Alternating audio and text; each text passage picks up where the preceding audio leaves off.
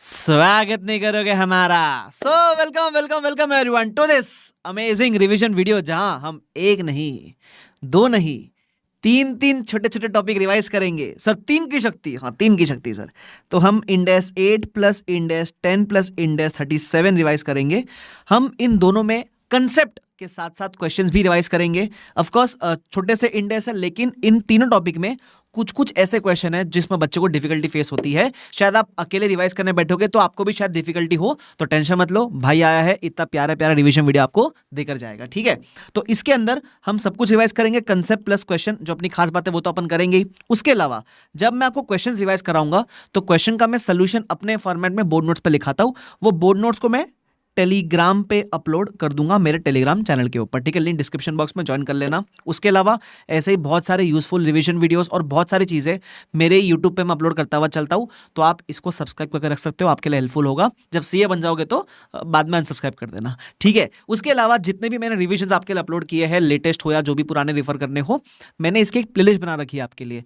तो मेरे चैनल के प्लेलिस्ट सेक्शन में आपको मिलेंगे एक प्लेलिस्ट बढ़िया सी रिवीजन की, वहां से जाके आप सारे रिवीजन का मजा मुफ्त में उठा सकते हो, ठीक है। मुफ्त तो क्या, ये आपका समय देना पड़ेगा आपको, लेकिन it will be worth it, that is my guarantee, ठीक है। सो चलो विदाउट वेस्टिंग एनी टाइम हम फटाफट से शुरू करते हैं रिवीजन। अच्छा, रिवीजन लास्ट में पसंद आए तो वीडियो लाइक जरूर करना, ठीक है। चलो let's start, one by one हम सारे टॉपिक रिवाइज करेंगे। आओ चलो, so let's start without wasting any time in 3 2 1 and go. सबसे पहला इंडेस 8 नाम क्या है? Accounting policies, changes in accounting estimates and errors. तीन पार्ट में बांट दो। पहला हम डिस्कस करेंगे अकाउंटिंग पॉलिसी के बारे में। What is the meaning of policy? जब आपके पास किसी भी ट्रांजेक्शन के लिए दो में से एक ऑप्शन है, फॉर एग्जांपल मैं कोई भी ट्रांजेक्शन को कैश या अक्रूवल बेस पर फॉलो करूं, पॉलिसी है सर, बराबर। अगर मैं किसी भी नॉन करंट एसेट के लिए कॉस्ट और रिवल फॉलो करूं, पॉलिसी है सर। इन्वेंट्री के लिए फीफो या वेटेड एवरेज या स्पेसिफिक आइडेंटिफिकेशन चूज करूं, पॉलिसी है सर। मतलब किसी भी ट्रांजेक्शन के लिए कोई प्रिंसिपल्स, बेसिस, कन्वेंशंस, रूल्स अगर आपने लगाए हैं तो उसको बोलते हैं पॉलिसी। ये समझ में नहीं आएगा तो एग्जांपल याद रखने का, इसको बोलते हैं पॉलिसी। पेन की निब से लेकर पैंट की जिप तक सब पॉलिसी है sir. Up down up down up down sir. ये क्या फालतू बात है, इधर आ जाओ। Second, selection and application of accounting policy, ठीक है ना। What is the meaning of this? अब आपको हर ट्रांजैक्शन के लिए ऑप्शन दे रखा है कि या तो ये या फिर ये, या तो ये या फिर ये, या तो ये या फिर ये। अब मैं कौन सी चूज करूं इसमें से? तो बोलता है अगर कोई स्पेसिफिक इंडेक्स अवेलेबल है तो फॉलो द इंडेक्स, बराबर। लेकिन अगर स्पेसिफिक इंडेक्स अवेलेबल नहीं है तो फिर जजमेंट अप्लाई करो। जैसे फॉर एग्जांपल क्रिप्टो करेंसी, उस पर कोई इंडेक्स नहीं है अभी, तो उसका अकाउंटिंग कैसे करेंगे? जजमेंट लगाओ। जजमेंट लगाते समय आप कोई दूसरा इंडेक्स, कोई फ्रेमवर्क, कोई प्रोनाउंसमेंट या कोई इंडस्ट्री में जो लोग यूज कर रहे हैं वो फॉलो कर सकते हो, कोई दिक्कत वाली बात नहीं है, ठीक है, खत्म। उसके अलावा कंसिस्टेंसी, एक बार चूज करी पॉलिसी तो इसको कंसिस्टेंटली अप्लाई करने का। क्या करने का? कंसिस्टेंटली अप्लाई करने का, मतलब सेम नेचर के ट्रांजैक्शन पे सेम पॉलिसी लगाने का। बट कभी कभी क्या होता है, रिस्पेक्टिव इंडेक्स खुद कैटेगरी वाइज परमिट करता है। फॉर एग्जांपल याद है इंडेक्स 16 पीपी। पीपी कभी भी ये नहीं बोलता है कि इस दुनिया के सारे पीपी पे कॉस्ट या सारे पीपी पे फेयर वैल्यू लगाओ, वो ये नहीं बोलता है। पीपी बोलता है सेम क्लास पे सेम मॉडल, मतलब वो क्लास वाइज परमिट कर रहा है ना, तो इंडेक्स 8 भी बोलता है हम भी क्लास वाइज परमिट करते हैं, बराबर, बट सिमिलर क्लास पे फिर सेम मॉडल, ऐसा। तो कंसिस्टेंटली अप्लाई करना, तीसरा सिंपल है। चौथा, चेंजेस इन अकाउंटिंग पॉलिसीज। अब देखो फ्लो समझो, पहले पॉलिसी क्या होता है वो बताया, सिलेक्ट कैसे करना है वो बताया, तीसरा कंसिस्टेंटली अप्लाई करने का वो बताया। अगर आपको क्लास का एग्जांपल याद रहेगा तो पहले वो बताया रिलेशनशिप क्या होता है, फिर सेकेंड में गर्लफ्रेंड ढूंढे कैसे, बराबर, टिंडर पे ढूंढे कि मैट्रिमोनियल साइट पे ढूंढे, फिर आपने ढूंढ लिया तो तीसरे में जिसको ढूंढा उसी के साथ रहना कंसिस्टेंटली। चौथा, चेंजेस इन पॉलिसी। अब क्या जो गर्लफ्रेंड बॉयफ्रेंड मिला उसको चेंज कर सकते हैं क्या? दो केस में चेंज कर सकते हो। एक, आपको लगता है कि माता पिता नहीं मानेंगे, अब्बा नहीं मानेंगे, तो अगर आपको लगता है कि आपका माता पिता, मतलब इनके लिए माता पिता कौन? इंडेस। अगर लगता है कि इंडेस ने चेंज करने बोला तो चेंज करने का। दूसरा, अगर आपको लगता है कि इसको छोड़ उसको पकड़, ये बढ़िया है बंदा, है ना, ये अच्छा नहीं है, जो मिला ना ये सही नहीं है लड़का, तो इफ यू फील कि there is scope for improvement, बोलते हैं ना यार मेरे को पसंद नहीं आया, I don't feel it's working any more, तो if you feel it will result in more relevant reliable information, आपको कोई बेटर मिल गया तो दूसरा पॉलिसी फॉलो करने का। फिर इसको बोलते हैं वॉलंटरी चेंज। मतलब पहला वाला होता है मैंडेटरी चेंज, इंड एस ने बोला चेंज करने का तो करने का। दूसरा, आपको लगता है कि चेंज करने से आपके financial more relevant reliable information दे पाएंगे, तो उसको बोलते हैं वॉलंटरी चेंज, वो भी आप चेंज कर सकते हो। ठीक है, is this clear to everyone? अरे यस और नो? Yes sir. चलो आगे बढ़ जाते हैं। अब दो केस को बोलता है, अगर आपने ये वाला अप्लाई किया है तो ये चेंज इन पॉलिसी नहीं है, ये दो ट्रांजैक्शन चेंज इन पॉलिसी नहीं है, ये first time adoption of policy है। सर एग्जांपल दो। मान लो आप पीपी में थे, बराबर, पीपी में आप प्री वैल्यूएशन मॉडल फॉलो कर रहे थे, अब आप पीपी से आ गए आईपी में, तो आईपी से तो मॉडल एक ही है कॉस्ट, तो मॉडल चेंज किया आपने, क्या ये चेंज इन पॉलिसी है क्या? नहीं, इसको बोलेंगे first time adoption of policy. क्यों? क्योंकि आप जब किसी और इंडेक्स से किसी और इंडेक्स में आते हो और बाय डिफॉल्ट चेंज हो रहा है मॉडल, तो ये फर्स्ट टाइम अडॉप्शन है, ये चेंज इन पॉलिसी नहीं है। ठीक है, हाँ 16 में रह गई अगर रीवैल से कॉस्ट पे जाते तो वो होता चेंज इन पॉलिसी। ठीक है, तो पहला पॉइंट ये है, application of accounting policy for transactions that differ in substance from those previously occurring, पहला। दूसरा, application of a new policy. मान लो कोई ऐसा था ही नहीं आपके पास, जिंदगी में पहली बार आपने आईपी परचेज किया है, first time adoption of policy, ये भी चेंज इन पॉलिसी नहीं है, जिंदगी में आई पहली बार हो तो first time adoption of policy. तुमको समझता है क्या? Application of new policy for transaction that did not occur previously और वर इममटेरियल, सिंपल, क्लियर? ठीक है सर। आगे, applying the changes in policy. अब अगर आपने चेंज किए पॉलिसी तो अप्लाई कैसे करना है? तो अगर पहले ये देखना चेंज क्यों किया। अगर आपने चेंज किया है इंडेक्स के कहने पे, इंडेक्स ने बोला चेंज करने का तो आपने चेंज कर दिया, तो फिर देखना क्या इंडेक्स ने आपको कोई स्पेसिफिक ट्रांजिशनल प्रोविजन दिया है क्या? मतलब चेंज करने के लिए इंडेक्स ने बोला और इंडेक्स ने चेंज कैसे करना है वो भी सिखाया, तो अगर वो है तो follow the index, follow the transitional provision. अच्छा, सेकेंड केस, इंडेक्स ने बोला चेंज करने के लिए but that index does not provide specific transitional provisions, तो इस केस में आपको इफेक्ट लेना retrospectively. What is the meaning of retrospective? Retrospective मतलब पुराने फाइनेंशियल बुलाकर कैंसिल ऑफ नहीं करने का, तो फिर एग्जिस्टिंग फाइनेंशियल में कंपैरेटिव बढ़ाना पड़ेगा।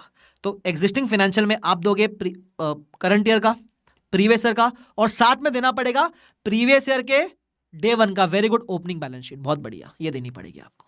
ठीक है, जब आप रेट्रोस्पेक्टिव इफेक्ट दोगे तब।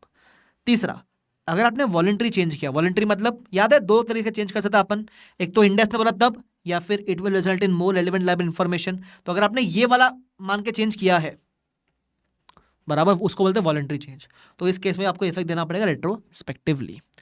Is this clear to everyone? Yes sir. चलो, उसके बाद रेट्रोस्पेक्टिव एप्लीकेशन कैसे देते हैं, मैंने बताया था ना, थर्ड बैलेंस शीट बनानी पड़ेगी आपको।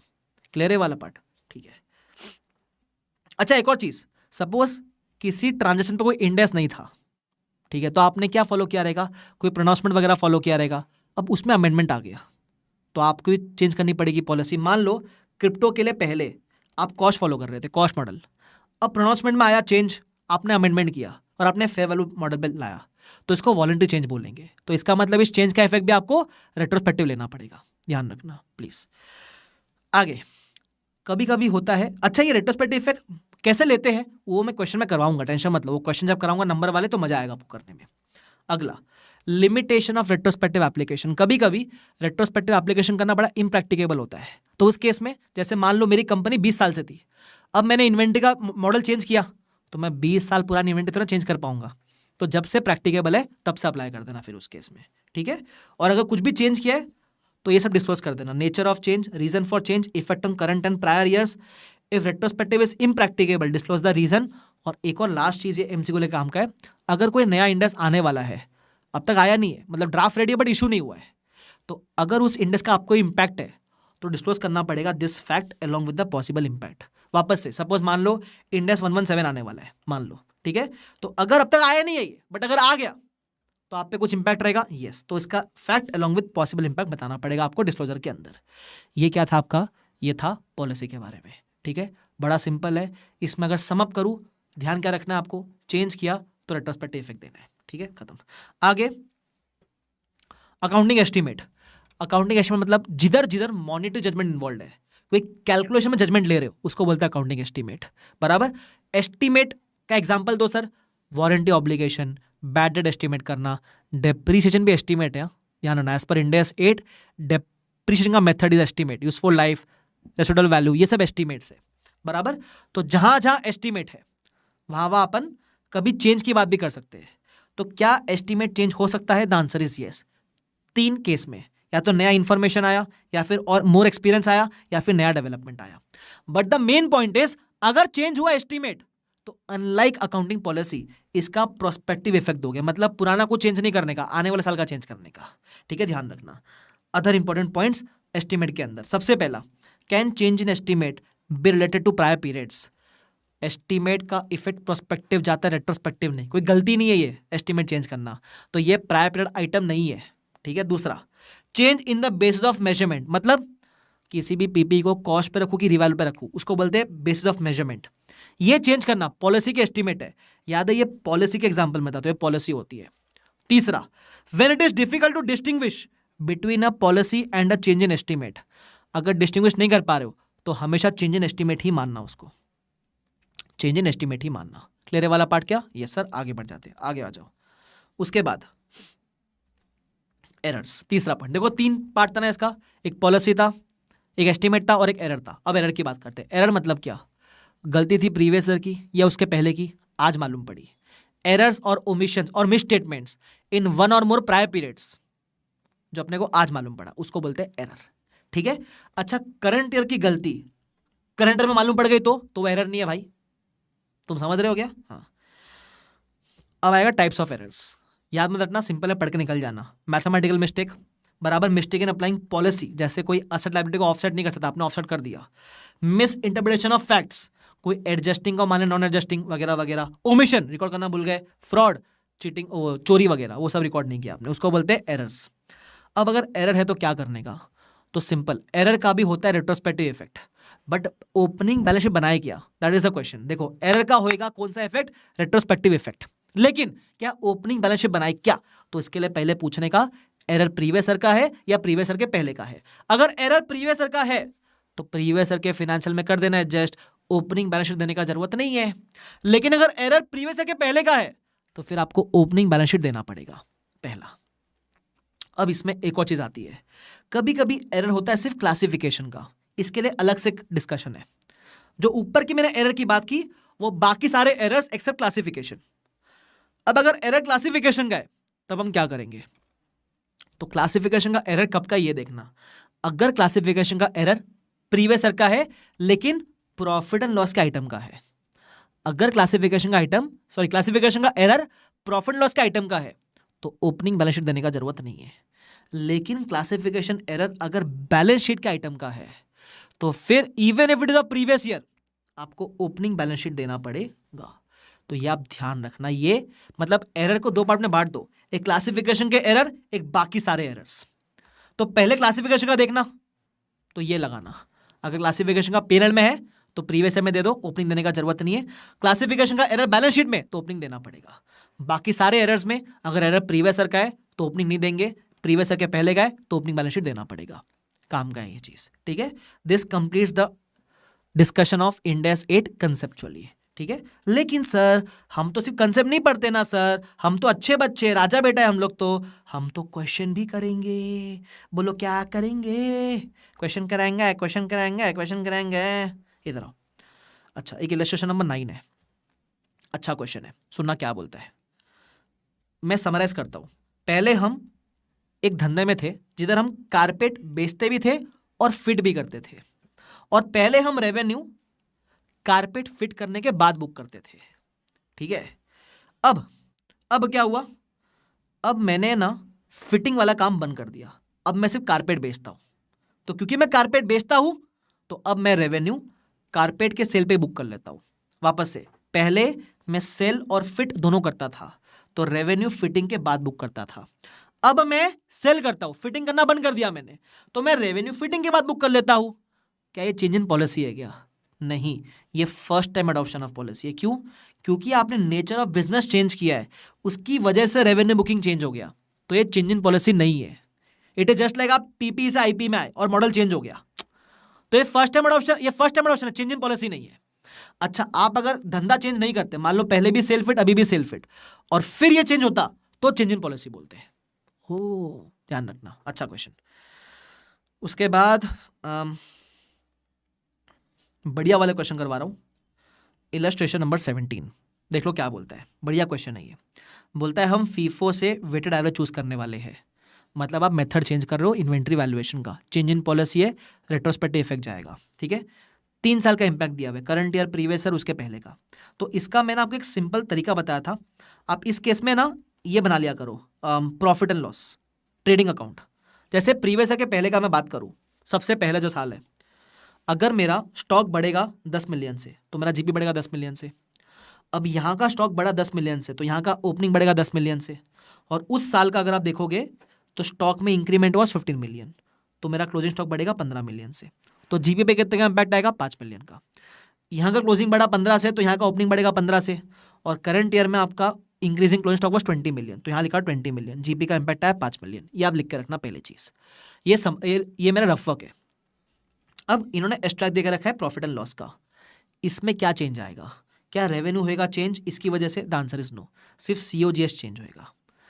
सीओजीएस का फॉर्मूला क्या होता है? Opening plus purchase minus closing, ठीक है। तो मैं क्या करूंगा, अच्छा प्रॉफिट एंड लॉस में सिर्फ करंट और प्रीवियस ईयर होता है, जो ओपनिंग बैलेंस शीट है वो बैलेंस शीट में बनता है। प्रॉफिट एंड लॉस में there is no opening profit and loss, उसमें 2 कॉलम ही रहेगा, पॉलिसी हो कि कुछ भी हो, ठीक है। तो profit and loss previous year में क्या चेंज होएगा? देखो, अब आपको अगर सीओजीएस निकालना है रिवाइज्ड वाला, तो प्रीवियस ईयर का ट्रेडिंग देखो, ओपनिंग बढ़ रहा है 10 से, क्लोजिंग बढ़ रहा है 15 से। फॉर्मूला क्या था सीओजीएस का? Opening plus purchase minus closing. तो जितने से ओपनिंग बढ़ रहा है उतने से सीओजीएस बढ़ेगा, जितने से क्लोजिंग बढ़ रहा है उतने से सीओजीएस गिरेगा। क्यों? क्योंकि क्लोजिंग का नेगेटिव इंपैक्ट होता है सीओजीएस के ऊपर, तो क्लोजिंग बढ़ेगा मतलब सीओजीएस गिरेगा, ऐसा।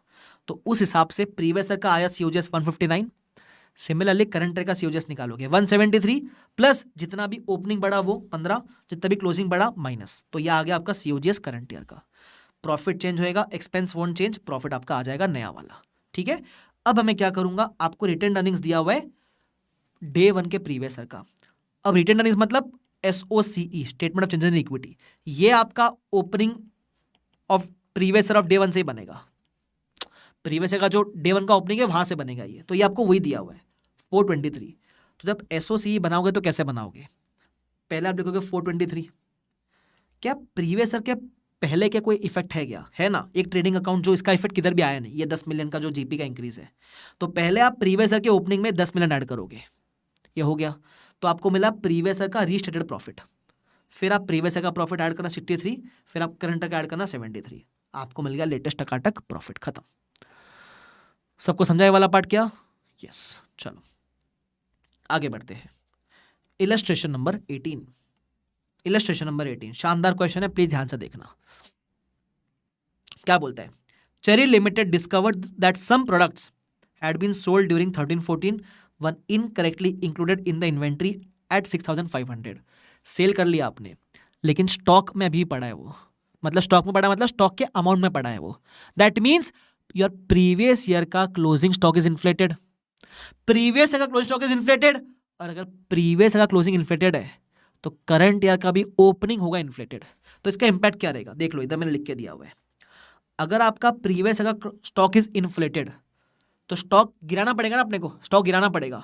स्टॉक गिराओगे क्लोजिंग स्टॉक तो जीपी भी गिरेगा। क्यों? ट्रेडिंग अकाउंट में क्लोजिंग स्टॉक इनकम साइड में आता है, अगर ये गिरा तो जीपी भी गिरेगा, और इसका सीओजीएस पे इंपैक्ट क्या है? इंक्रीज होएगा। वाई? लॉजिकली देखोगे तो आप 2-3 लॉजिक है इसके अंदर। क्लोजिंग स्टॉक गिरना, सीओजीएस का फॉर्मूला क्या होता है? Opening plus purchase minus closing. Closing as a negative element, ये गिर रहा है तो अच्छी बात है ना इसके लिए, नेगेटिव चीज गिर रही है तो सीओजीएस बढ़ेगा, एक ये तरीका। सेकंड, ऐसा समझ लो अगर जीपी गिर रहा है, जीपी कब गिरता है? जब एक्सपेंस बढ़ता है, तो एक्सपेंस बढ़ना चाहिए ना यार, ऐसा। अच्छा, प्रीवियस ईयर का क्लोजिंग का बात किया मैंने, अगर प्रीवियस ईयर का क्लोजिंग वाज इन्फ्लेटेड तो करंट ईयर का ओपनिंग भी होगा इन्फ्लेटेड। अब करंट ईयर का ओपनिंग गिरेगा, ओपनिंग गिरेगा तो प्रॉफिट बढ़ेगा। प्रॉफिट क्यों बढ़ेगा सर? क्योंकि ओपनिंग स्टॉक आता है एक्सपेंस साइड में, तो ये गिरा तो प्रॉफिट बढ़ेगा। और प्रॉफिट कब बढ़ता है? जब कॉस्ट कम होती है, तो सीओजीएस कम करना पड़ेगा आपको। बहुत सारा लॉजिक है, कैसे भी याद रखो, मुझे टेंशन नहीं होगी भी। आगे, अब इसका इंपैक्ट क्या रहेगा सुनना। ये मेरे प्रीवियस ईयर का सेल्स वगैरह दिया हुआ है और करंट ईयर का सेल्स वगैरह इस स्टेटमेंट फॉर्म में दिया हुआ है, तो किस में इंपैक्ट आएगा? सीओजीएस में इंपैक्ट आएगा। रेवेन्यू सेम रहेगा, current year previous year.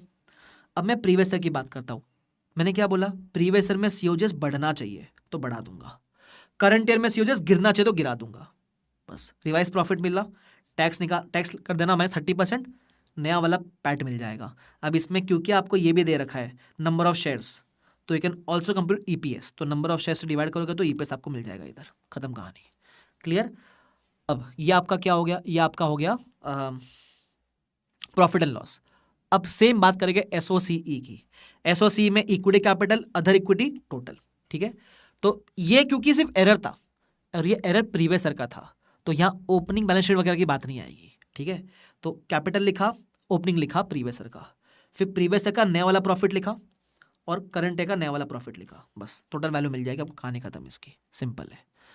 A sir this clear to everyone guys? Yes sir. चलो, अच्छा इसमें एक और वर्किंग दे रखी है, ये वर्किंग कभी पूछी तो याद कर लेना। क्या है ये?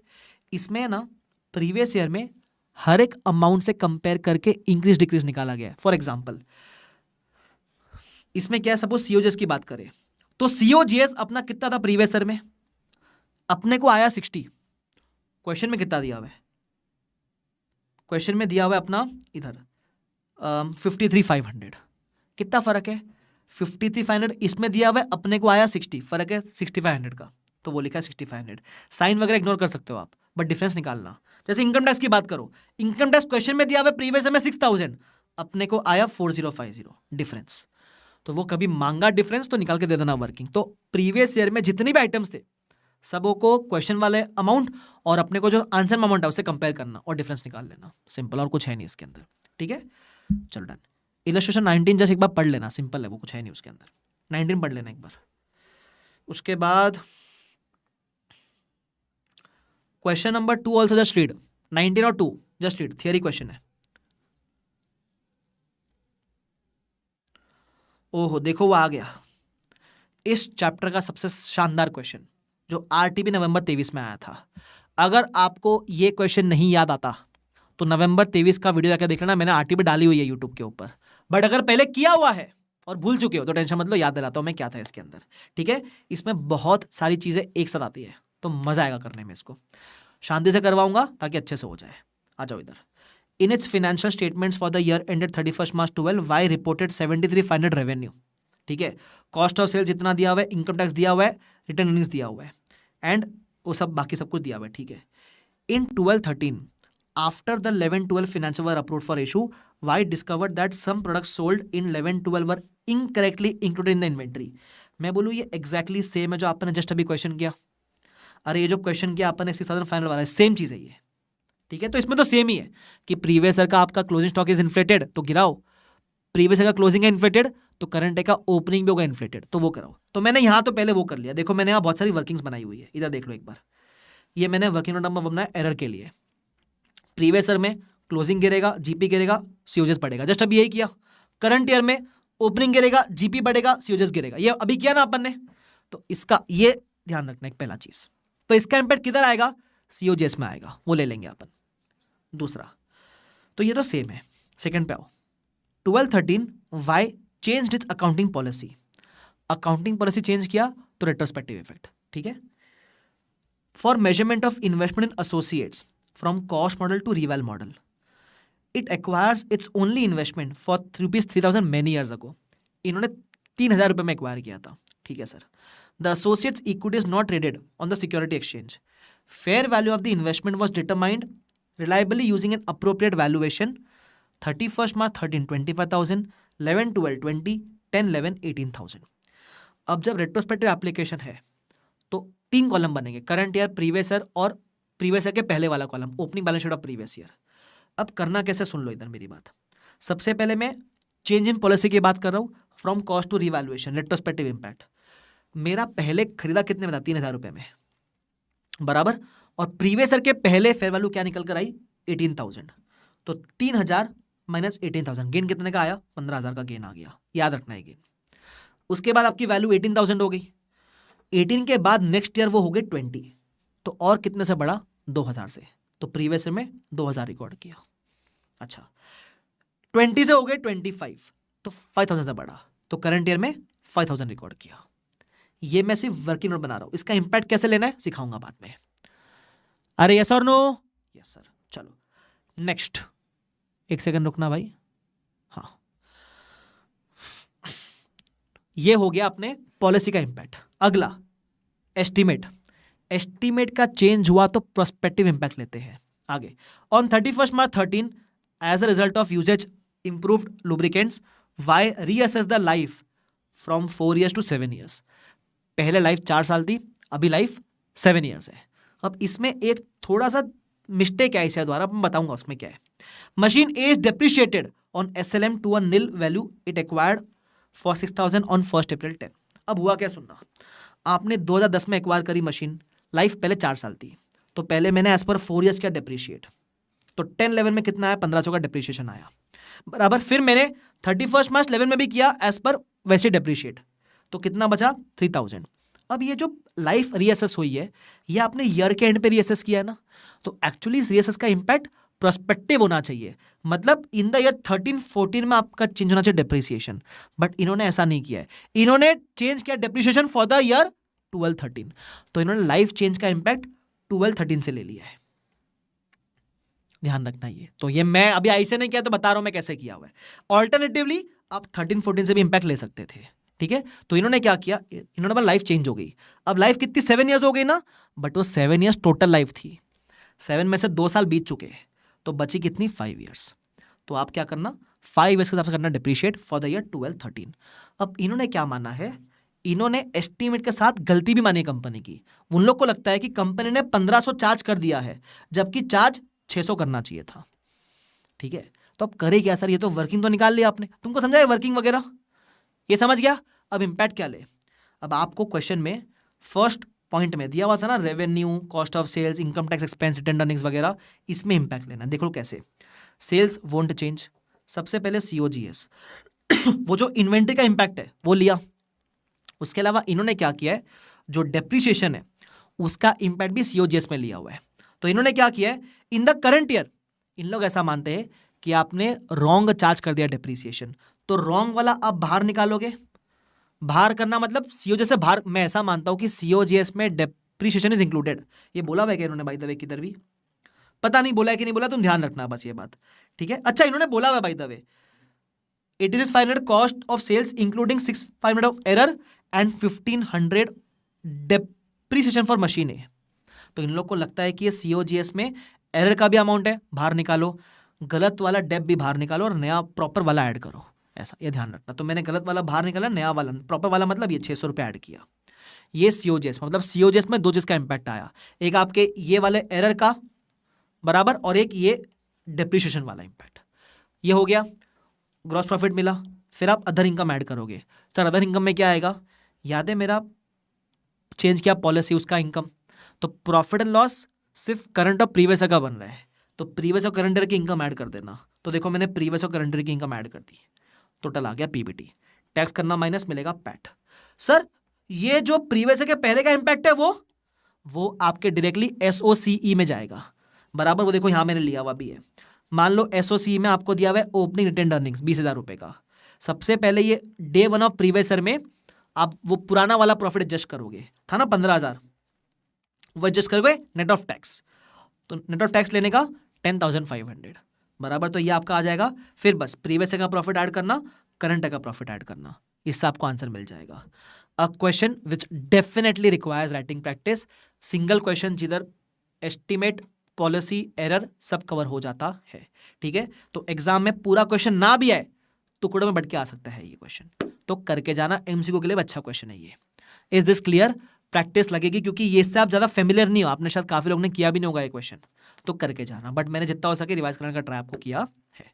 क्लियर है वाला पार्ट, क्या कर लेना, और अगर डिटेल में चाहिए तो नवंबर 23 का RTP देख लो, मैंने डाला हुआ यूट्यूब पे, कर सकते हो आप, ठीक है। चलो उसके अलावा और कोई क्वेश्चन बचता है क्या? अच्छा एक और क्वेश्चन, एग्जाम वाला क्वेश्चन, एग्जाम में आता है एक्चुअली, ये AS से पूछ लिया था इन्होंने क्वेश्चन, सुनो क्या बोलता है। इन्वेंट्री का मेथड चेंज किया, बाद मेथड फीफो वीफो नहीं है, इन्होंने क्या पूछा है, वर्स्ट कॉस्ट से क्या प्राइम कॉस्ट, क्या फर्क पड़ता है। इन्वेंट्री का मेथड चेंज किया है, पॉलिसी है। उसके बाद इन्होंने क्या क्या सुनना, not to provide after sale expenses till last year 1% provision of sales use to be made. इसका मतलब पहले हम वारंटी का 1% प्रोविजन बनाया करते थे, अब मैंने प्रोविजन बनाना ही बंद कर दिया, तो क्या ये पॉलिसी है कि क्या ये एस्टीमेट है? That is the point. क्या ये पॉलिसी का चेंज है कि एस्टिमेट का चेंज है? तो ये पॉलिसी का चेंज है। देखो एस्टिमेट कब होता? जब आप 1% का 2% करते, परसेंटेज चेंज करते तो एस्टिमेट होता। लेकिन आपने पहले प्रोविजन बना रहे थे, अब प्रोविजन बनाना ही बंद कर दिया आपने, तो ये पॉलिसी का चेंज है। सबको समझा मैंने क्या बोला? ध्यान रखना। दूसरा वाला भी पॉलिसी है। तीसरा वाला डेप्रिसिएशन अपन चेंज कर रहे हैं, इट इज एस्टिमेट। चौथा वाला, अब चौथा इंटरेस्टिंग है, बोलता है provide for other than temporary fall in the value of investments which took place in last 6 years amounting to 12 crore. पिछले 6 साल में आपकी इन्वेस्टमेंट की वैल्यू गिरी है, ठीक है। अब ये अदर देन टेम्पररी वगैरह एएस में होता था, एएस 13 में, इंडेस में नहीं होता ये सब। तो इंडेस में इन्होंने क्या पूछा है, ये बताओ कि ये पॉलिसी का चेंज है कि एस्टिमेट का चेंज है, बराबर। वो बोलता है देख लाल है कि हरा है, तो बोलता है हे ना पॉलिसी ना एस्टिमेट, ये तो एरर है। क्यों एरर? क्यों? क्योंकि अगर लॉस प्रीवियस ईयर्स के है तो वहां बुक होना चाहिए था ना, तुमने बुक क्यों नहीं किया? तो वो बोलता है दिख रहा है ये दोनों बटन नहीं दबाने का, तीसरा ही आंसर दिया इसका। तो अजीब सा ही है कुछ। देखो इधर क्या बोलता है, मैंने समराइज किया हुआ है। ये जो भी आपका इन्वेस्टमेंट है, investment is a financial asset, बराबर। तो अगर आप उसको एसीएम मॉडल फॉलो करते हो तब तो अपने को चेंज से फर्क ही नहीं पड़ता, तब तो कुछ करना ही नहीं, तब तो ना कोई एरर है ना कुछ है। लेकिन अगर एफईटी ओसीआई या एफईटी पीएल पे रखते हो, बराबर, तो फेयर वैल्यू के चेंज से फर्क पड़ता है। तो पिछले 6 साल की फॉल ओसीआई में बुक होनी चाहिए थी, भूल गए, एरर हो गया। एफईटी पीएल है तो पिछले 6 साल का फॉल प्रॉफिट लॉस में बुक होना चाहिए था, भूल गए, एरर हो गया सर। तो ये थोड़ा सा इन्होंने स्टंट मारने का ट्राई किया एग्जाम में, सोचा हम कुछ नया पूछेंगे और रायता फैला दिया इन्होंने एग्जाम के अंदर। तो मुझे लगता है ग्रेस ऑफकोर्स मिला होगा इसका, अगर किसने कुछ गलत किया होगा तो। एनीवेज तुमने पढ़ लिया ना, खत्म। तो ये क्या था अपना इंडेस 8 को नए क्वेश्चन के साथ भी मैंने क्या कर दिया, रफा दफा कर दिया, रफू चक्कर कर दिया। और इसी बात पे बोलेंगे एक भाई साहब, क्या बात, दाल भात, मजा आ गया भाई साहब, ठीक है। चलो तो ये हो गया अपना इंडेस 8 भी खत्म, इंडेस 10। चलो let's start the discussion in 3, 2, 1 and go. सबसे पहले Ind AS 10 events after the reporting period. इसमें क्या बोलता है सुनना, events after the reporting period क्या होता है? These are favourable and unfavourable events जो ईयर एंड से लेकर date of approval of FS के बीच में होते हैं। फॉर एग्जांपल अगर आप यहां देखोगे तो मान लो मेरा ईयर एंड है 31 मार्च 12 और मेरी ये जो फाइनेंशियल से ये अप्रूव हुए ऑन 14 अगस्त, तो इस दौरान जो इवेंट्स हुए उसको बोलते हैं events after the reporting period, ठीक है। अच्छा अप्रूवल किसका आना चाहिए? बीओडी का अप्रूवल, ठीक है। अब ये इवेंट्स फेवरेबल भी हो सकते हैं, अनफेवरेबल भी हो सकते हैं, ठीक है, ठीक है। अब ये जो इवेंट्स हुए इसके 2 क्लासिफिकेशन है, एक एडजस्टिंग इवेंट्स, एक नॉन एडजस्टिंग इवेंट्स। वो यहां बोला गया है कि उसके 2 टाइप के इवेंट होते हैं, एक होता है एडजस्टिंग, एक होता है non adjusting. What is the meaning of adjusting? Adjusting का मतलब होता है जो इवेंट हुआ है उसकी कोई कंडीशन पहले से एग्जिस्ट कर रही थी। मान लो फॉर एग्जांपल अगर मैं एडजस्टिंग की बात करूं तो मान लो इधर जो इवेंट हुआ है, जैसे जुलाई में कोई इवेंट हुआ है, इसकी कंडीशन ऑलरेडी ईयर के एंड पे एग्जिस्ट कर रही थी, तो उसको एडजस्टिंग इवेंट बोलते हैं। अगर इवेंट एडजस्टिंग है तो क्या करने का? एडजस्ट करने का। अच्छा what is the meaning of non adjusting? Non, अच्छा एडजस्टिंग का एग्जांपल दो सर। डेटर्स, मान लो मेरे डेटर्स को मैंने कोई सेल किया था, अब डेटर्स पे किसी ने केस कर दिया ईयर एंड के पहले, ठीक है, और ईयर एंड के बाद वो हो गया बैंकरप्ट। तो बैंकरप्ट होने के पहले क्या केस चल रहा था ईयर एंड पे? द आंसर इज यस, तो कंडीशन एग्जिस्ट कर रही थी, एडजस्टिंग इवेंट। क्लियर है वाला part? Yes. Next is non adjusting event. What is the meaning of non adjusting event? ऐसी कोई इवेंट जो ईयर एंड के बाद हुआ है बट उसकी कोई भी कंडीशन ईयर एंड के पहले एग्जिस्ट नहीं कर रहा था, उसको बोलेंगे नॉन एडजस्टिंग इवेंट। एग्जाम्पल दो सर। मालूम पड़ा 2 जुलाई को मेरी वजह से फायर लग गई क्योंकि तुम्हारा भाई हॉट है ना तो फायर लग गई मेरी वजह से। अब फायर लगने की कोई भी कंडीशन ऑफकोर्स एग्जिस्ट नहीं कर रही थी, ठीक है, तो इसलिए हम उसको बोलेंगे नॉन एडजस्टिंग इवेंट। अब नॉन एडजस्टिंग इवेंट तो क्या करने का? कुछ नहीं करने का। हाँ अगर बहुत मटेरियल है तो डिस्क्लोज करने का, सिंपल, ठीक है। आगे बढ़ जाते हैं। अब एग्जांपल्स दिए हुए वो एग्जांपल्स पढ़ लेना प्लीज, ठीक है। कुछ स्पेशल केसेस है इंडेस 10 के अंदर। पहला स्पेशल केस, अगर डिविडेंड की आप बात करो, अगर डिविडेंड साल खत्म होने के बाद डिक्लेयर हुआ है, बराबर, तो वो आप प्रीवियस ईयर में जाके प्रोपोज डिविडेंड रिकॉर्ड मत करना, वो पहले करते थे रिकॉर्ड, अभी नहीं करते।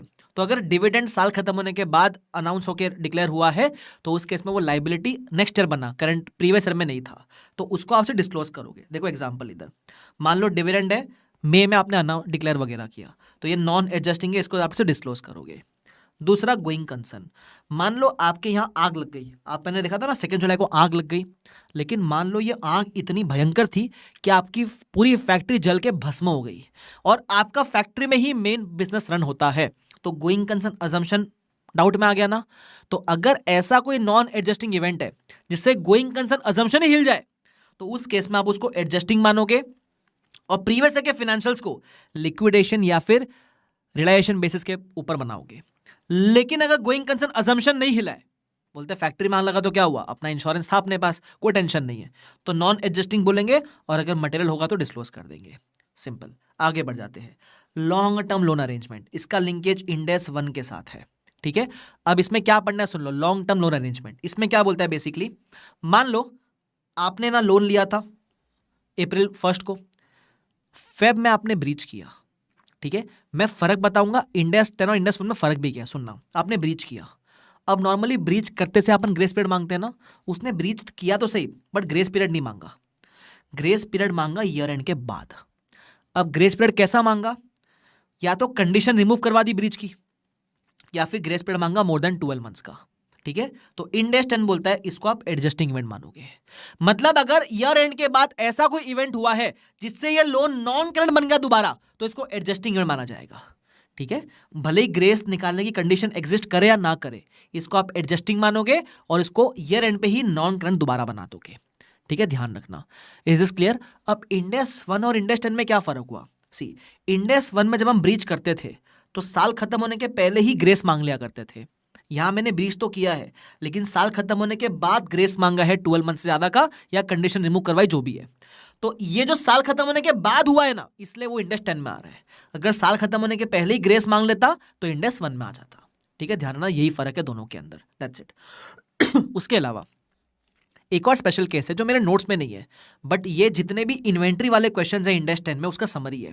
होता क्या है, इन्वेंट्री को लेकर काफी क्वेरी आती है इंडेस 10 के अंदर, तो उसको मैंने समराइज कर दिया है। सबसे पहले, अगर इन्वेंट्री का एनआरवी गिर गया, ठीक है, क्या हो गया, इन्वेंट्री का एनआरवी गिर गया, तो सबसे ईयर एंड के बाद, तो सबसे पहले यह देखना क्या उसकी कंडीशन एग्जिस्ट कर रही थी क्या। मान लो एग्जांपल नंबर 1, एनआरवी गिर गया 5 मई को और आपको बोल दिया कि दिस डिक्रीज के लिए कोई कंडीशन एग्जिस्ट कर रही थी, तब तो वो एडजस्टिंग ही है, तब तो प्रॉब्लम ही नहीं है। लेकिन मान लो अगर एनआरवी गिर गई ईयर एंड के बाद और कोई कंडीशन एग्जिस्ट नहीं कर रही थी, तो ये देखना एनआरवी क्यों गिरा। If the NRV falls after year end due to price change in market, normal price fluctuation के लिए गिरा है, तो इसको आप एडजस्टिंग मानोगे। सर एडजस्टिंग कैसे, कंडीशन तो नहीं थी, एडजस्टिंग मानेंगे, एक्सेप्शन की तरह मान के चलना है इसको। ठीक है, लेकिन अगर सपोज ईयर एंड के बाद एनआरवी गिर गई और एनआरवी गिरी है ड्यू टू फायर या वाटर लीकेज, जो ईयर एंड के बाद ऑकर हुआ, मतलब मान लो यहां 5 मई को एनआरवी गिरी, क्यों गिरी, प्राइस फ्लक्चुएशन नहीं, आपके वेयरहाउस में फायर या वाटर लीकेज हो गया था इसलिए गिरी, तो इसको आप नॉन एडजस्टिंग इवेंट मानोगे। इसका मतलब अगर एनआरवी गिरती है ईयर एंड के बाद और कोई स्पेसिफिक इवेंट की वजह से गिरती है लाइक फायर या वाटर लीकेज वगैरह, तो नॉन एडजस्टिंग, वरना एनआरवी गिरना इज ऑलवेज एडजस्टिंग इवेंट। ये ध्यान रखना आप। क्लियर है वाला पार्ट? ठीक है, उसके अलावा कुछ एक्स्ट्रा एग्जांपल डिस्कस करूंगा। सबसे पहला, मान लो फ्रॉड हुआ 11-12 में, आपको मालूम पड़ा मई में, आपको भले मालूम बाद में पड़ा, था तो फ्रॉड पहले का ही ना, एडजस्टिंग इवेंट होगा। दूसरा, मान लो आपने 11-12 में कंस्ट्रक्शन कॉन्ट्रैक्ट एंटर किया, 5 मई को आपको मालूम पड़ा कि construction cost will increase due to a rocky surface which the company identified on 5 May. भाई रॉकी सरफेस का मतलब क्या होता है, जहां कंस्ट्रक्शन कर रहे हो उधर ऑलरेडी पत्थर था बड़ा वाला, आपको मालूम पड़ा 5 मई को, बट ऑफकोर्स वो था तो पहले से ही ना, तो of course it existed from the start of the contract, तो वो था पहले से, आपको मालूम बाद में पड़ा है, तो आप इसको भी एडजस्टिंग मानोगे। ठीक है, तीसरा, मान लो डेटर्स के ऊपर केस हुआ 14 फेब को, ठीक है, ईयर एंड हुआ 31 मार्च 12, अप्रूवल आया 14 अगस्त, 15 सितंबर को डेटर्स बिकेम इंसॉल्वेंट, मतलब डेट ऑफ अप्रूवल के बाद डेटर्स बिकेम इंसॉल्वेंट, तो ये डी की तरह इसको नॉन एडजस्टिंग मत बोल देना डब्बो, ये event after the reporting period है ही नहीं, ये इंडेस 10 में आएगा ही नहीं, क्योंकि इंडेस 10 में कौन से इवेंट आते हैं, जो ईयर एंड से लेकर अप्रूवल के बीच में हो। अगर कोई इवेंट इसके बाद में हुआ है तो वो आउट ऑफ स्कोप है, इसको ये डे की तरह नॉन एडजस्टिंग मत बोल देना, कट्टूस मारना पड़ेगा फिर तुम लोगों को। कट्टूस मतलब ऐसा एक उंगली बाहर करके ऐसा सर पे कट्टूस। ठीक है, सबको समझा गया, ये कंसेप्चुअल पार्ट खत्म हो गया। अब आओ कुछ बढ़िया बढ़िया इंडेस 10 के क्वेश्चंस करते हैं। शानदार वाले, ठीक है। मैंने जानबूझ के ऐसे एग्जांपल बनाए जिससे आपके थोड़े से क्वेश्चन भी कवर हो जाए। जो एग्जांपल्स करवाए ना मैंने आपको, ये थोड़े क्वेश्चंस कवर कर लिए मैंने आपके इनडायरेक्टली। हाँ आ जाओ, अभी कौन सा क्वेश्चन था अपना? हाँ, एक था इलस्ट्रेशन नंबर 8, शानदार क्वेश्चन है, समझ लो क्या बोलता है। एक कंपनी है, टेलीकॉम कंपनी, नहीं सॉरी, एक पब्लिशिंग डायरेक्टरी कंपनी है, ठीक है। उसके पास 5 साल का कॉन्ट्रैक्ट है, ठीक है। 11, 12, 12, 13, 13, 14, 14, 15 जो भी है। अब क्या हुआ, कॉन्ट्रैक्ट 5 साल का है। अगर इस 5 साल के बाद उसको और कॉन्ट्रैक्ट नहीं मिले तो इसका गोइंग कंसर्न वैलिड नहीं रहेगा। अब इसने क्या किया, इसने और जगह बिड किया, 5th ईयर में और जगह बिड किया इसने, ठीक है। और वो बोलता है नागपुर, नासिक, मुंबई, हैदराबाद, हर जगह बिड किया, but as per the result declared on 23 April company fail to back any of these. मतलब 5th ईयर आने वाला है और आपके पास दूसरा कोई काम है ही नहीं करने को, ठीक है। तो फिर क्या होएगा, आपका गोइंग कंसर्न अजम्पशन चेक करना पड़ेगा। अगर गोइंग, क्योंकि आपका और कोई धंधा ही नहीं है, वो बोलता है देखो it's only activity till date is publication of Pune, जो कि 5 साल का ही था और 5th ईयर ही है ये वाला। तो अगर गोइंग कंसर्न वैलिड नहीं है तो ज्ञान देने का, अगर गोइंग कंसर्न वैलिड है तो ठीक है, नहीं है तो फिर आपके फाइनेंशियल बनेंगे लिक्विडेशन बेस, रिलेशन बेसिस पे, वो ओन वर्ड्स में मस्त टकाटक ज्ञान देकर आने का उसको, ठीक है। चलो ये हो गया खत्म। उसके बाद ढंग का कोई क्वेश्चन करवाओ आपको, एक क्वेश्चन जिसमें काफ़ी कुछ कवर हो जाए तो बात बन जाए। हाँ, सीधा एमटीपी आरटीपी में आओ। क्वेश्चन नंबर 1, इसके एक्चुअली एमटीपी आरटी वाले क्वेश्चन बेटर है, ठीक है। क्या बोलता है, सपोज आपने 580 का एक्सपोर्ट किया हुआ है, export order decided to sell the same goods at a price discount, उसको बोलते हैं कैश डिस्काउंट। देखो ये मेरी बात सुनना, ये 115 के अंदर भी है। अगर आपने कोई भी ट्रेड डिस्काउंट दिया है तो वो आपके मेन अमाउंट से माइनस होता है, लेकिन कोई भी कैश डिस्काउंट है तो ग्रॉस अमाउंट अलग दिखाने का, कैश डिस्काउंट अलग दिखाने का, बस इसमें इतना ही बोला हुआ है, ठीक है। बोला लास्ट में देखो क्या बोला हुआ है, such discount should be charge to profit and loss and not shown as a deduction of the sales figure, ठीक है, अलग से दिखाने का। आगे उसके बाद इसमें 2 ट्रांजेक्शन है, पहला वाला ये था जो मैंने बताया कैश डिस्काउंट को लेकर। दूसरा, toy entered into a sale deed for its land on 15 March, sale deed 15 March को एंटर हो गई, रजिस्ट्रेशन हुआ अप्रैल में। डीड तो पहले एंटर हो चुकी थी ना, बाद में जाके मिला एडिशनल एविडेंस, तो उस केस में it is a adjusting event. आप इस सेल को प्रीवियस ईयर में रिकॉर्ड कर लेना, सिंपल, क्लियर, खत्म कहानी।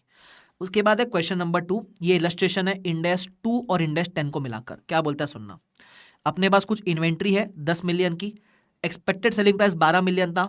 On 15 April due to market fluctuation, मैंने क्या बोला था, अगर एनआरवी गिरती है due to market fluctuation adjusting event माना जाएगा, तो उसकी सेलिंग प्राइस हो गई 8 मिलियन। तो अगर आप ध्यान से देखोगे फॉर द ईयर 31 मार्च 11 आपकी कॉस्ट है 10 मिलियन, आपकी एनआरवी हो गई 8 मिलियन, एडजस्टिंग मानेंगे तो 8 मानेंगे ना यार, तो आप गिराओगे there is a decrease by 2 million, ठीक है, ये हो गया। अच्छा 2 मिलियन भी नहीं, सेल एक्सपेंसेस भी दिया हुआ है भाई 0.5 का, तो डिक्रीज बाय 2 भी नहीं है, आपका एनआरवी 7.5 होगा और डिक्रीज आपका कितना हो जाएगा, डिक्रीज आपका हो जाएगा 2.5 मिलियन से। Is this clear? ठीक है सर। अभी 1 साल के बाद 31 मार्च 12 को वो बोलता है सेलिंग प्राइस बढ़ के हो गई 11 और सेलिंग एक्सपेंस है 0.5। अच्छा 31 मार्च सॉरी 11 था, ये 11 था। अगर मैं 12 की बात करूं, 31 मार्च 12 की बात करूं, तो मेरी कैरिंग अमाउंट कितनी थी, ये गिराने के बाद कैरिंग अमाउंट वो 7.5 मिलियन।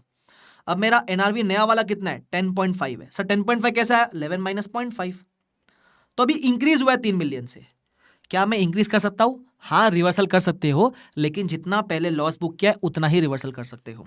तो 3 का रिवर्सल नहीं कर सकते आप, सिर्फ 2.5 जितना पहले लॉस बुक किया उतना रिवर्सल कर सकते हो, दैट्स इट। तो रिवर्स करोगे तो आपका कैरिंग अमाउंट 10 मिलियन दोबारा हो जाएगा। खत्म ये वाला पार्ट, क्वेश्चन 2 इज ओवर, करके जाना भाई, अच्छा क्वेश्चन है। फिर आएगा question number 3, a very simple question, फटाफट से देख लो क्या बोलता है। बोलता है moon one N arbitration award on 25 April, award जीता अप्रैल में, आर्बिट्रेशन मतलब लीगल केस, ऑफकोर्स केस जीते आज हो, चल तो पहले से रहा होगा ना वो बोलता है कि ये फेवरेबल है कंपनी के लिए। तो क्या फर्क पड़ता है भाई, events after the reporting period में फेवरेबल अनफेवरेबल दोनों आते हैं, तो ये एडजस्टिंग हो जाएगा। उसके बाद मोबाइल फोन खरीदे 5,000 रुपए के और उसकी वैल्यू गिर के ड्रॉप्ड टू 4,000 रुपीज, ये कोई भी फायर और वाटर लीकेज नहीं है, नॉर्मल प्राइस गिरी है, एडजस्टिंग मानना है। उसके बाद डेटर था जिसपे prior to financial year end insolvency चल रही थी, बाद में ईयर एंड के बाद वो इंसॉल्वेंट हो गया, एडजस्टिंग इवेंट है। चौथा, assume that subsequent to the year end and before the financial statement are approved, company announces that it will restructure the operation of the company. कब करना है ये? Subsequent, सबसे मतलब after the year and. Restructuring की बात चालू ही year and के बाद हुई है, तो कोई कंडीशन प्रीवियस ईयर में नहीं थी, तो ये नॉन एडजस्टिंग हो जाएगा. सिंपल. क्लियर है वाला पार्ट? डन. अच्छा, ऐसे क्वेश्चन को एग्जाम में आंसर कैसे करें? वन वर्ड आंसर मत करके आना, फिर बोलोगे मार्क्स नहीं दिया आईसीआई ने. थोड़ा ज्ञान लिख कर आना पड़ेगा. As per ind AS 10 adjusting का मतलब लिखो, फिर आंसर वन सेंटेंस करो. एडजस्टिंग का मतलब लिखो, आंसर वन सेंटेंस करो. नॉन एडजस्टिंग का मतलब लिखो, आंसर वन सेंटेंस करो. मैंने क्या बोला? धनिया छिड़क के आने का ऊपर. हाँ, तो ही मार्क्स मिलेगा तुम लोग को. आगे क्वेश्चन नंबर 4. ओहो, शानदार क्वेश्चन, शानदार क्वेश्चन. आ जाओ, करते क्या बोलता है सुनना. इसमें भी एक अजम्पशन आईसीआई का जो आपको याद रख के जाना है. ठीक है, क्या बोलता है सुन लो.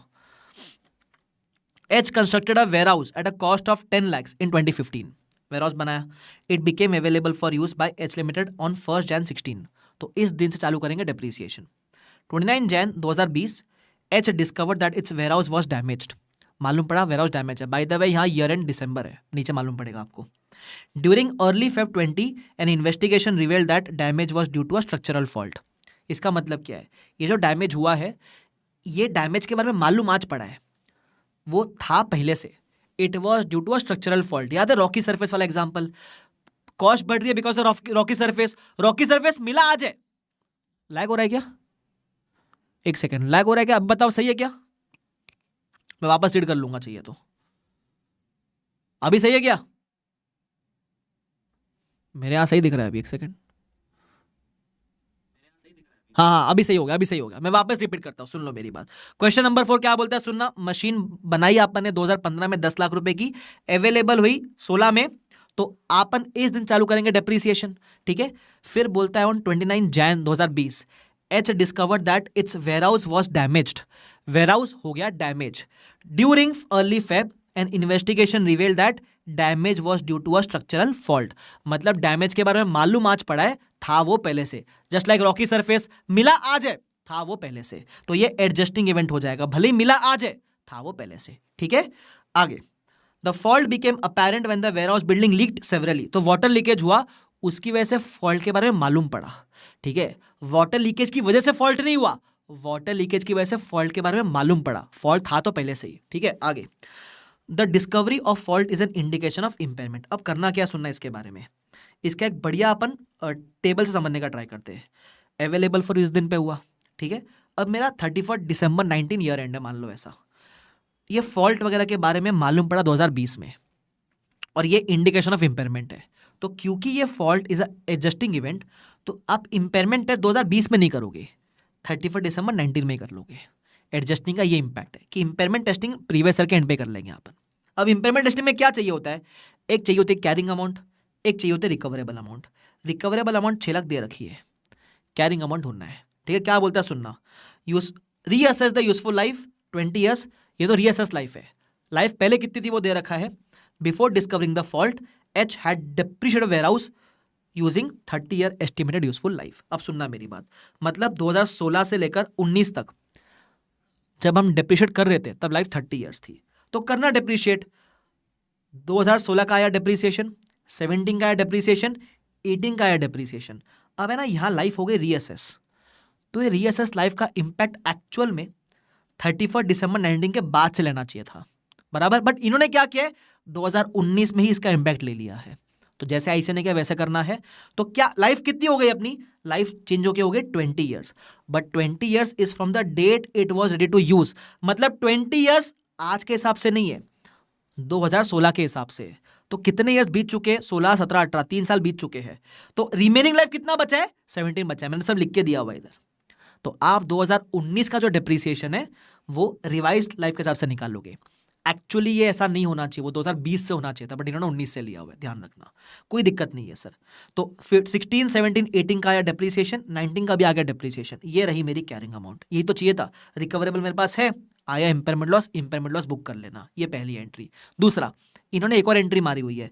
इन लोग को ऐसा लगता है कि कंपनी ने पुराना वाला डेप बुक कर रखा है, जबकि बुक इतना करना चाहिए था 2019 में. तो इसका भी इंक्रीमेंटल एंट्री मारा हुआ है कि इतना बुक करना चाहिए था, इतना हमने बुक ऑलरेडी कर लिया, तो हम इंक्रीमेंटल इतना बुक करेंगे. वो भी एंट्री मारा हुआ है. तो ये पहले पार्ट का जवाब है. ठीक है. दूसरा, सबको समझा ये वाला पार्ट क्या? सिंपल है। आगे, seepage of rain water through the crack in the warehouse cost damage to inventory worth ₹1,00,000 and became unsaleable. अब वो बोलता है जो रेन वाटर का सीपेज हुआ, लीकेज हुआ है, उससे इन्वेंट्री भी डैमेज हुई है। अब देखो दो चीज़ है, एक तो आपका पीपी डैमेज हुआ, वो था बिकॉज ऑफ स्ट्रक्चरल फॉल्ट, वो एडजस्टिंग था। इन्वेंट्री डैमेज हुआ, inventory damage was not because of structural fault, inventory damage was because of leakage of rain water. तो लीकेज तो बाद में हुआ है ना, तो ये नॉन एडजस्टिंग है। सिखाया था ना, इन्वेंट्री की वैल्यू गिरी क्योंकि ईयर एंड के बाद या तो लीकेज हुआ या फिर फायर हुआ, तो वो नॉन एडजस्टिंग होगा। तो ये दो अलग पार्ट है, इन्वेंट्री का वैल्यू गिरा, नॉन एडजस्टिंग है। ठीक है, अब अपने को यही बताना है। वो पूछता है प्रिपेयर अकाउंटिंग एंट्रीज, दे दिया सर।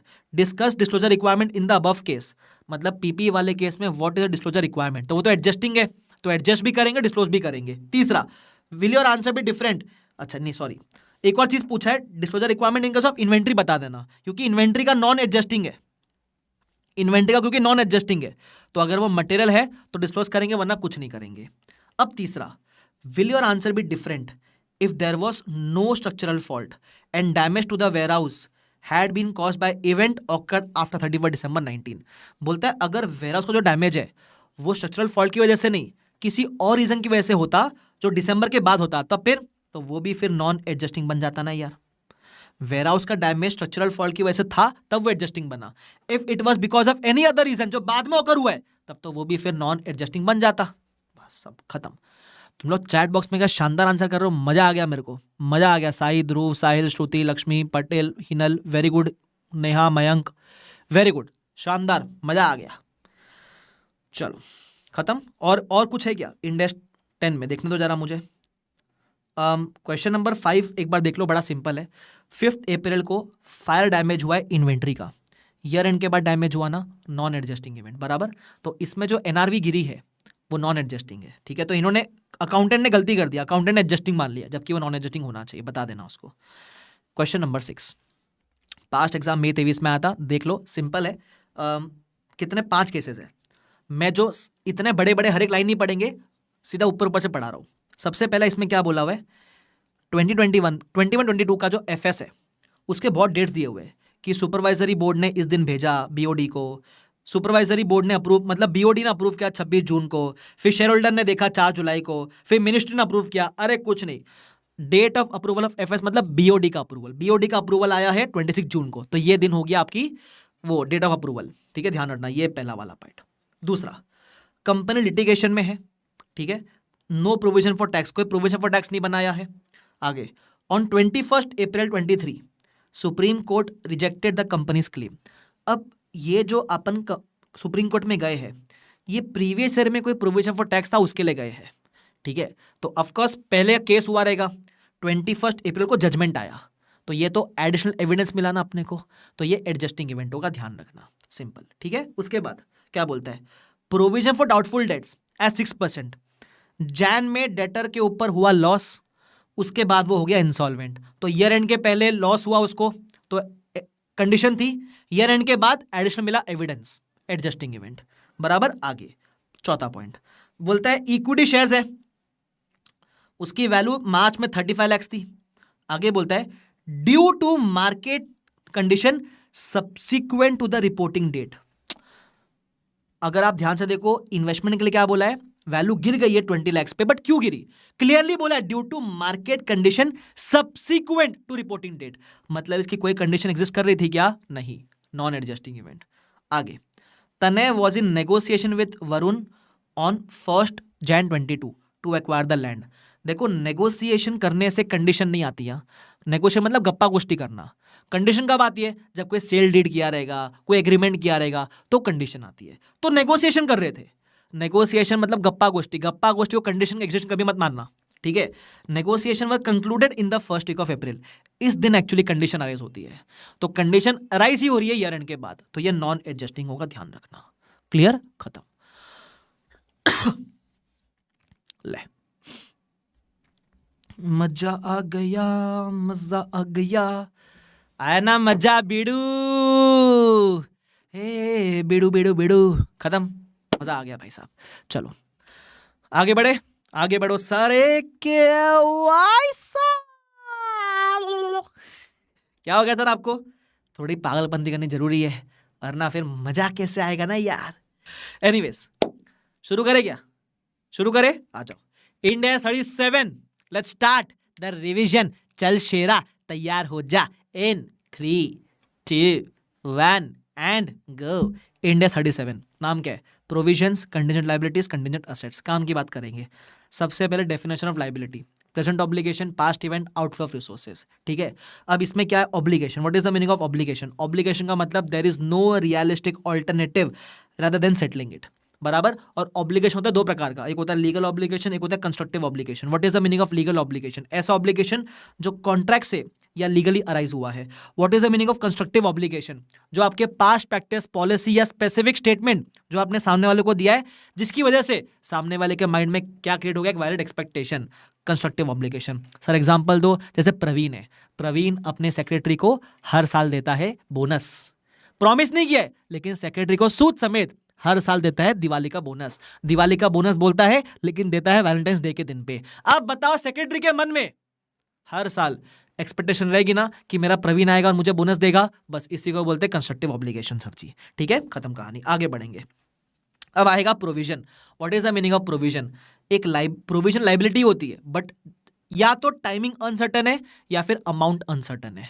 मतलब कब पे करना है, या तो वो अनसर्टन है, या कितना पे करना है वो अनसर्टन है, तो प्रोविजन बनेगा। अगर ये दोनों एग्जैक्टली पता है तो लाइबिलिटी रहेगा, but liability with uncertain timing और amount is a provision. recognition of provision क्या है? what is the recognition criteria of provision? it is same as a definition of liability, बस यहाँ लगता है एक reliable estimate। मतलब recognition में क्या क्या आएगा? present obligation, past event, outflow of resources, but a reliable estimate can be made। estimate है तभी तो provision है। ठीक है, अच्छा, उसके अलावा लाइबिलिटी होना प्रोविजन, पास्ट इवेंट होना जरूरी है। जैसे फॉर एग्जांपल वारंटी प्रोविजन क्यों बुक करते हैं? Because the past event is sale करना। क्लियर है वाला पार्ट? यस। प्रवीण बोलता है, ए हे सर, रहा नहीं जाता, तड़प भी ऐसी है सर, क्या टाइम पास करते इधर आओ। अच्छा ठीक है, उसके अलावा कोई भी चीज का प्रोविजन से तभी बनेगा, कोई भी चीज का प्रोविजन तभी बनेगा when there is no realistic alternative rather than settling it. For example, आपने एयरक्राफ्ट खरीदा, गवर्नमेंट ने बोला 5 साल में कर लेना इंस्पेक्शन। ठीक है, तो क्या मैं हर 5 साल मुझे इंस्पेक्शन करना है, ईयर 5 में, ईयर 10 में, ईयर 15 में, क्या मैं इसका प्रेजेंट वैल्यू निकालकर आज ही बुक कर लूं provision? The answer is no. अपन कभी ऐसा नहीं करते। इंडिया 16 पढ़ा अपन ने, क्या मैंने वैसा क्या फ्यूचर इंस्पेक्शन को आज बुक कर लिया? नहीं, मैं टोटल कॉस्ट में ये मानता हूं कि डे 1 की कॉस्ट में इंस्पेक्शन वॉज इंक्लूडेड, बट वो डे 1 का इंस्पेक्शन था। फ्यूचर के इंस्पेक्शन को मैं कभी भी ऐसे नहीं लाता। क्यों? क्योंकि इंस्पेक्शन का खर्चा इज अवॉइडेबल। मैं एयरक्राफ्ट बेचकर इंस्पेक्शन अवॉइड कर सकता हूं ना? The answer is yes. ठीक है, तो ये कोई भी खर्चा अगर अवॉइडेबल है, प्रोविजन नहीं बनाने का। दूसरा, अगर कोई नया लॉ आने वाला है, मान लो आपको मोदी जी ने पूछा, भाइयों बहनों सफाई अच्छी लगती है? तुमने बोला हाँ मोदी जी। उन्होंने बोला सफाई करोगे? उन्होंने बोला हाँ मोदी जी। तुम वो बोले देश को मेरे साथ बनाओगे? तुमने बोला हाँ मोदी जी। मोदी जी आए, बोले ले स्वच्छ भारत सेस 5% का। तो अगर मोदी जी ऐसा कोई लॉ लाने वाले हैं जो वर्चुअली सर्टन है, मतलब आ चुका है, पार्लियामेंट में पास भी हो गया, सिर्फ अप्लाई होना बाकी है, तो उसका प्रोविजन आज ही बना लो। लेकिन अगर ऐसा कोई लॉ अब तक आया नहीं है, मोदी सिर्फ बातें कर रहे हैं, मोदी जी सिर्फ स्पीच में बोल रहे हैं, अब तक आया नहीं ऐसा कुछ, तो वर्चुअली सर्टन नहीं है, तो उसका प्रोविजन नहीं बनेगा। Is this clear to everyone? Yes sir. आगे आ जाओ। मोदी जी मजाक कर रहा था मैं, ठीक है, मालूम पड़ा मेरा चैनल कल गुल हो गया। Modi ji love you. ठीक है, एनीवेज। पानी पीने दो भाई।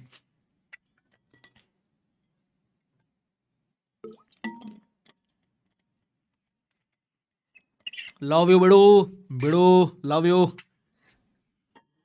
इधर आओ। देखो, मोदी जी हो बीवी हो, डरता नहीं हूं, only respect. Measurement of provision. अब प्रोविजन जब इतनी बात कर ही रहे हैं, तो प्रोविजन का अमाउंट क्या रहेगा? सबसे पहले बोलता है बेस्ट एस्टिमेट होना चाहिए। इसका मतलब अगर प्रोविजन निकालने के लिए देयर आर मेनी आइटम्स, तो प्रोबेबिलिटी कंसिडर करना, बट अगर एक ही आइटम है तो मोस्ट लाइकली अमाउंट कंसिडर करना। फॉर एग्जांपल, सपोज मुझे लेक को कंटेमिनेट क्या क्लीन करवाना है, तो क्लीन तो करवाना ही है। अब 2 कॉन्ट्रैक्टर है, एक ने बोला 20,000, एक ने बोला 25,000, तो मुझे क्या लगता है मैं किसको कॉन्ट्रैक्ट दूंगा, उस हिसाब से I will create the provision. ठीक है, उसके अलावा अगर प्रोविजन 1 साल के बाद पे ऑफ करना है तो लाओगे प्रेजेंट वैल्यू पे। उसके अलावा रिस्क एंड अनसर्टेनिटीज, अगर कोई भी रिस्क एंड अनसर्टेनिटी है तो क्या प्रोविजन बनाते समय उसको मैं कंसिडर करूंगा। For example, iPhone 15 pro max, body गर्म हो गया उसका, बराबर, कलर फेड हो गया, तो अभी आईफोन कंपनी को पता है ना ज्यादा वारंटी क्लेम आएंगे, तो क्या इस रिस्क को अकाउंट करके प्रोविजन बढ़ाया जाए? बोलते हैं हाँ बढ़ाना पड़ेगा। उसके बाद फ्यूचर इवेंट्स, अगर ऐसा कोई भी फ्यूचर इवेंट है जिसकी वजह से प्रोविजन गिर सकता है या बढ़ सकता है, कंसिडर करूँ क्या? तो बोलता है उसका एविडेंस है तो ही कंसिडर करना। मान लो आप टीवी देख रहे थे, टीवी पे आया जापान के आविष्कार, ऐसा आविष्कार लाएंगे कि डीकमिशनिंग कॉस्ट कम हो जाएगा, इसका एविडेंस है? नहीं सर, टीवी पे ऐड दिखा रहे थे, अब तक टेक्नोलॉजी रेडी नहीं है, बनाने की बातें कर रहे हैं सर। तो एविडेंस नहीं है तो प्रोविजन को छेड़ने का नहीं उसकी वजह से, ठीक है। उसके अलावा एक्सपेक्टेड डिस्पोजल ऑफ असेट, कभी कभी आप पूरा धंधा बंद करने का सोच रहे हो, तो धंधा बंद करने पे अपन क्लोजर कॉस्ट का प्रोविजन क्रिएट करते हैं, लेकिन क्लोजर करने पे आप कुछ असेट भी बेचोगे, तो प्रोविजन क्रिएट करते समय आप जितना भी क्लोजर कॉस्ट है उसका बनाओगे प्रोविजन। ये 10 lakh minus cell of asset का जो पैसा आएगा नेट करके प्रोविजन नहीं बनेगा। मतलब प्रोविजन बनाते समय असेट की जो डिस्पोजल वैल्यू है उसको कंसिडर आप नहीं करोगे, ठीक है, ध्यान रखना। उसके अलावा प्रोविजन जिस पर्पस के लिए क्रिएट किया उसी पर्पस के लिए यूज करना, किसी और खर्चे से मत एडजस्ट करना। उसके अलावा प्रोविजन क्या चेंज हो सकता है क्या? Of course yes. क्यों? Provision is a estimate, estimate बदलेगा तो आपका प्रोविजन का अमाउंट भी चेंज होएगा। अच्छा, प्रोविजन में पता है ना एस्टीमेट अनसर्टेनिटी थी, जिस दिन वो अनसर्टेनिटी रिजॉल्व हो गई, एग्जैक्ट अमाउंट या एग्जैक्ट टाइमिंग मालूम पड़ गया, तो वो प्रोविजन लायबिलिटी बन जाएगा। तीसरा, अगर प्रोविजन प्रेजेंट वैल्यू पे है तो एवरी ईयर अनवाइंडिंग करना पड़ेगा। अनवाइंडिंग तो अपन ने इंडेक्स 16 में सीख रखी है, जैसे याद है प्रोविजन फॉर डीकमिशनिंग अनवाइंडिंग किया था ना, सेम इंटरेस्ट टू प्रोविजन करके अनवाइंडिंग करने का।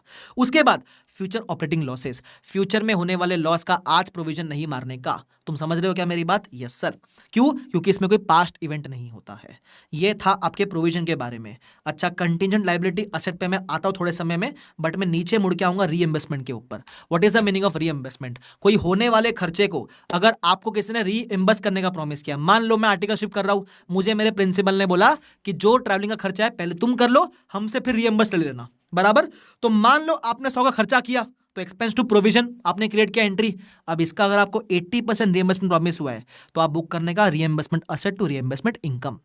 ये कब करने का? जब रीइंबर्समेंट इज वर्चुअली सर्टेन, पहली चीज। दूसरा चीज देखो, ये एक्सपेंस और ये इनकम जाएगा प्रॉफिट एंड लॉस में, ये नेट ऑफ कर सकते हो, बट ये प्रोविजन और ये रीइंबर्समेंट असेट जाएगा बैलेंस शीट में, ये नेट ऑफ नहीं चलेगा, ध्यान रखना, ठीक है। उसके अलावा रीइंबर्समेंट का amount can not be more than the amount of provision. मतलब अगर सपोज रीइंबर्समेंट 120% प्रॉमिस किया है तो आप 100 का ही बुक करोगे मैक्सिमम, ठीक है। उसके अलावा वर्चुअली सर्टेन है तो ही बुक करना। ये था रीइंबर्समेंट के बारे में। आगे, onerous contract, it is nothing but a loss making contract. एक ऐसा कॉन्ट्रैक्ट जहां खर्चे ज्यादा होने वाले हैं देन द इनकम। सर ऐसा है तो एंटर क्यों किया? पहले दिन पे नहीं पता था ना, बाद में मालूम पड़ा। तो जब ऐसा ओनरस कॉन्ट्रैक्ट है तो क्या करने का? तो प्रोविजन बनाने का, बराबर। तो कितने का प्रोविजन बनेगा? या तो कॉन्ट्रैक्ट पे होने वाला लॉस या फिर कॉन्ट्रैक्ट कैंसिल करने पे जो पेनल्टी है वो, विच एवर इज लोअर। मान लो कॉन्ट्रैक्ट का खर्चा है 130, इनकम है 120, खर्चा लॉस कितना है 10 का, या तो 10 का लॉस या 30 के पेनल्टी, मैं क्या करूंगा? मैं लॉस प्रेफर करूंगा, तो विच एवर इज लोअर। इसलिए ओनरस कॉन्ट्रैक्ट में बनेगा provision of the lower of this amount. Clear है वाला पार्ट? खत्म कहानी। उसके बाद आएगा restructuring. What is the meaning of restructuring? या तो आपने धंधा बदल दिया या धंधा करने का तरीका बदल दिया। मान लो मैं पहले टीचिंग कर रहा था, मैंने बोला टीचिंग छोड़ो सिंगिंग करेंगे, बढ़िया गाता हूं मैं, तो मैंने टीचिंग से सिंगिंग में आ गया। या फिर मान लो पहले मैं ऑफलाइन पढ़ा रहा था, अब मैंने ऑनलाइन पढ़ाना शुरू कर दिया, बराबर। तो इस यहां धंधा करने का तरीका बदल दिया मैंने, धंधा नहीं बदला, धंधा करने का तरीका बदल दिया। इसको बोलते हैं restructuring. A program that materially changes scope of business या फिर manner in which business is conducted. अगर रीस्ट्रक्चरिंग कर रहे हो तो क्या इसका प्रोविजन बनाएंगे? The answer is yes, only when there is a obligation. Obligation कब आता है? आपने इस रीस्ट्रक्चरिंग का प्लान रेडी किया और प्लान को अनाउंस कर दिया, यही होता है ना। ऑब्लिगेशन कब आएगा? व्हेन प्लान रेडी है और आपने अपने शेयर होल्डर्स के मन में एक एक्सपेक्टेशन क्रिएट किया। एक्सपेक्टेशन कैसे क्रिएट करोगे? या तो प्लान को इंप्लीमेंट करना शुरू कर दिया या फिर प्लान को पब्लिक लेके अनाउंस कर दिया कि मैं ऐसा कुछ करने वाला हूं, बराबर। तो इस केस में रीस्ट्रक्चरिंग का प्रोविजन बनेगा।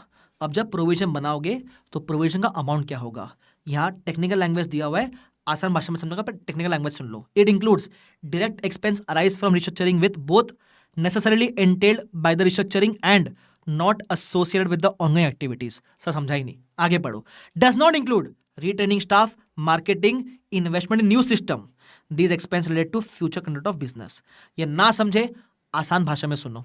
आसान भाषा में देखोगे तो रीस्ट्रक्चरिंग में दो चीज होती है, एक पुराना धंधा बंद करना, एक नया धंधा शुरू करना। पुराना धंधा बंद करने का जो कॉस्ट है उसका प्रोविजन बनाओगे। जो नया धंधा शुरू करने का है, रीट्रेनिंग करना, मार्केटिंग करना, इन्वेस्टमेंट करना, ये सब नए धंधे के खर्चे, इसका प्रोविजन नहीं बनेगा, ध्यान रखना। Is this clear everyone guys? एकदम क्लियर है सर। आगे बढ़ते हैं। अब ये कंसेप्चुअली अपना हो गया, लेकिन ये प्रोविजन के बारे में हुआ।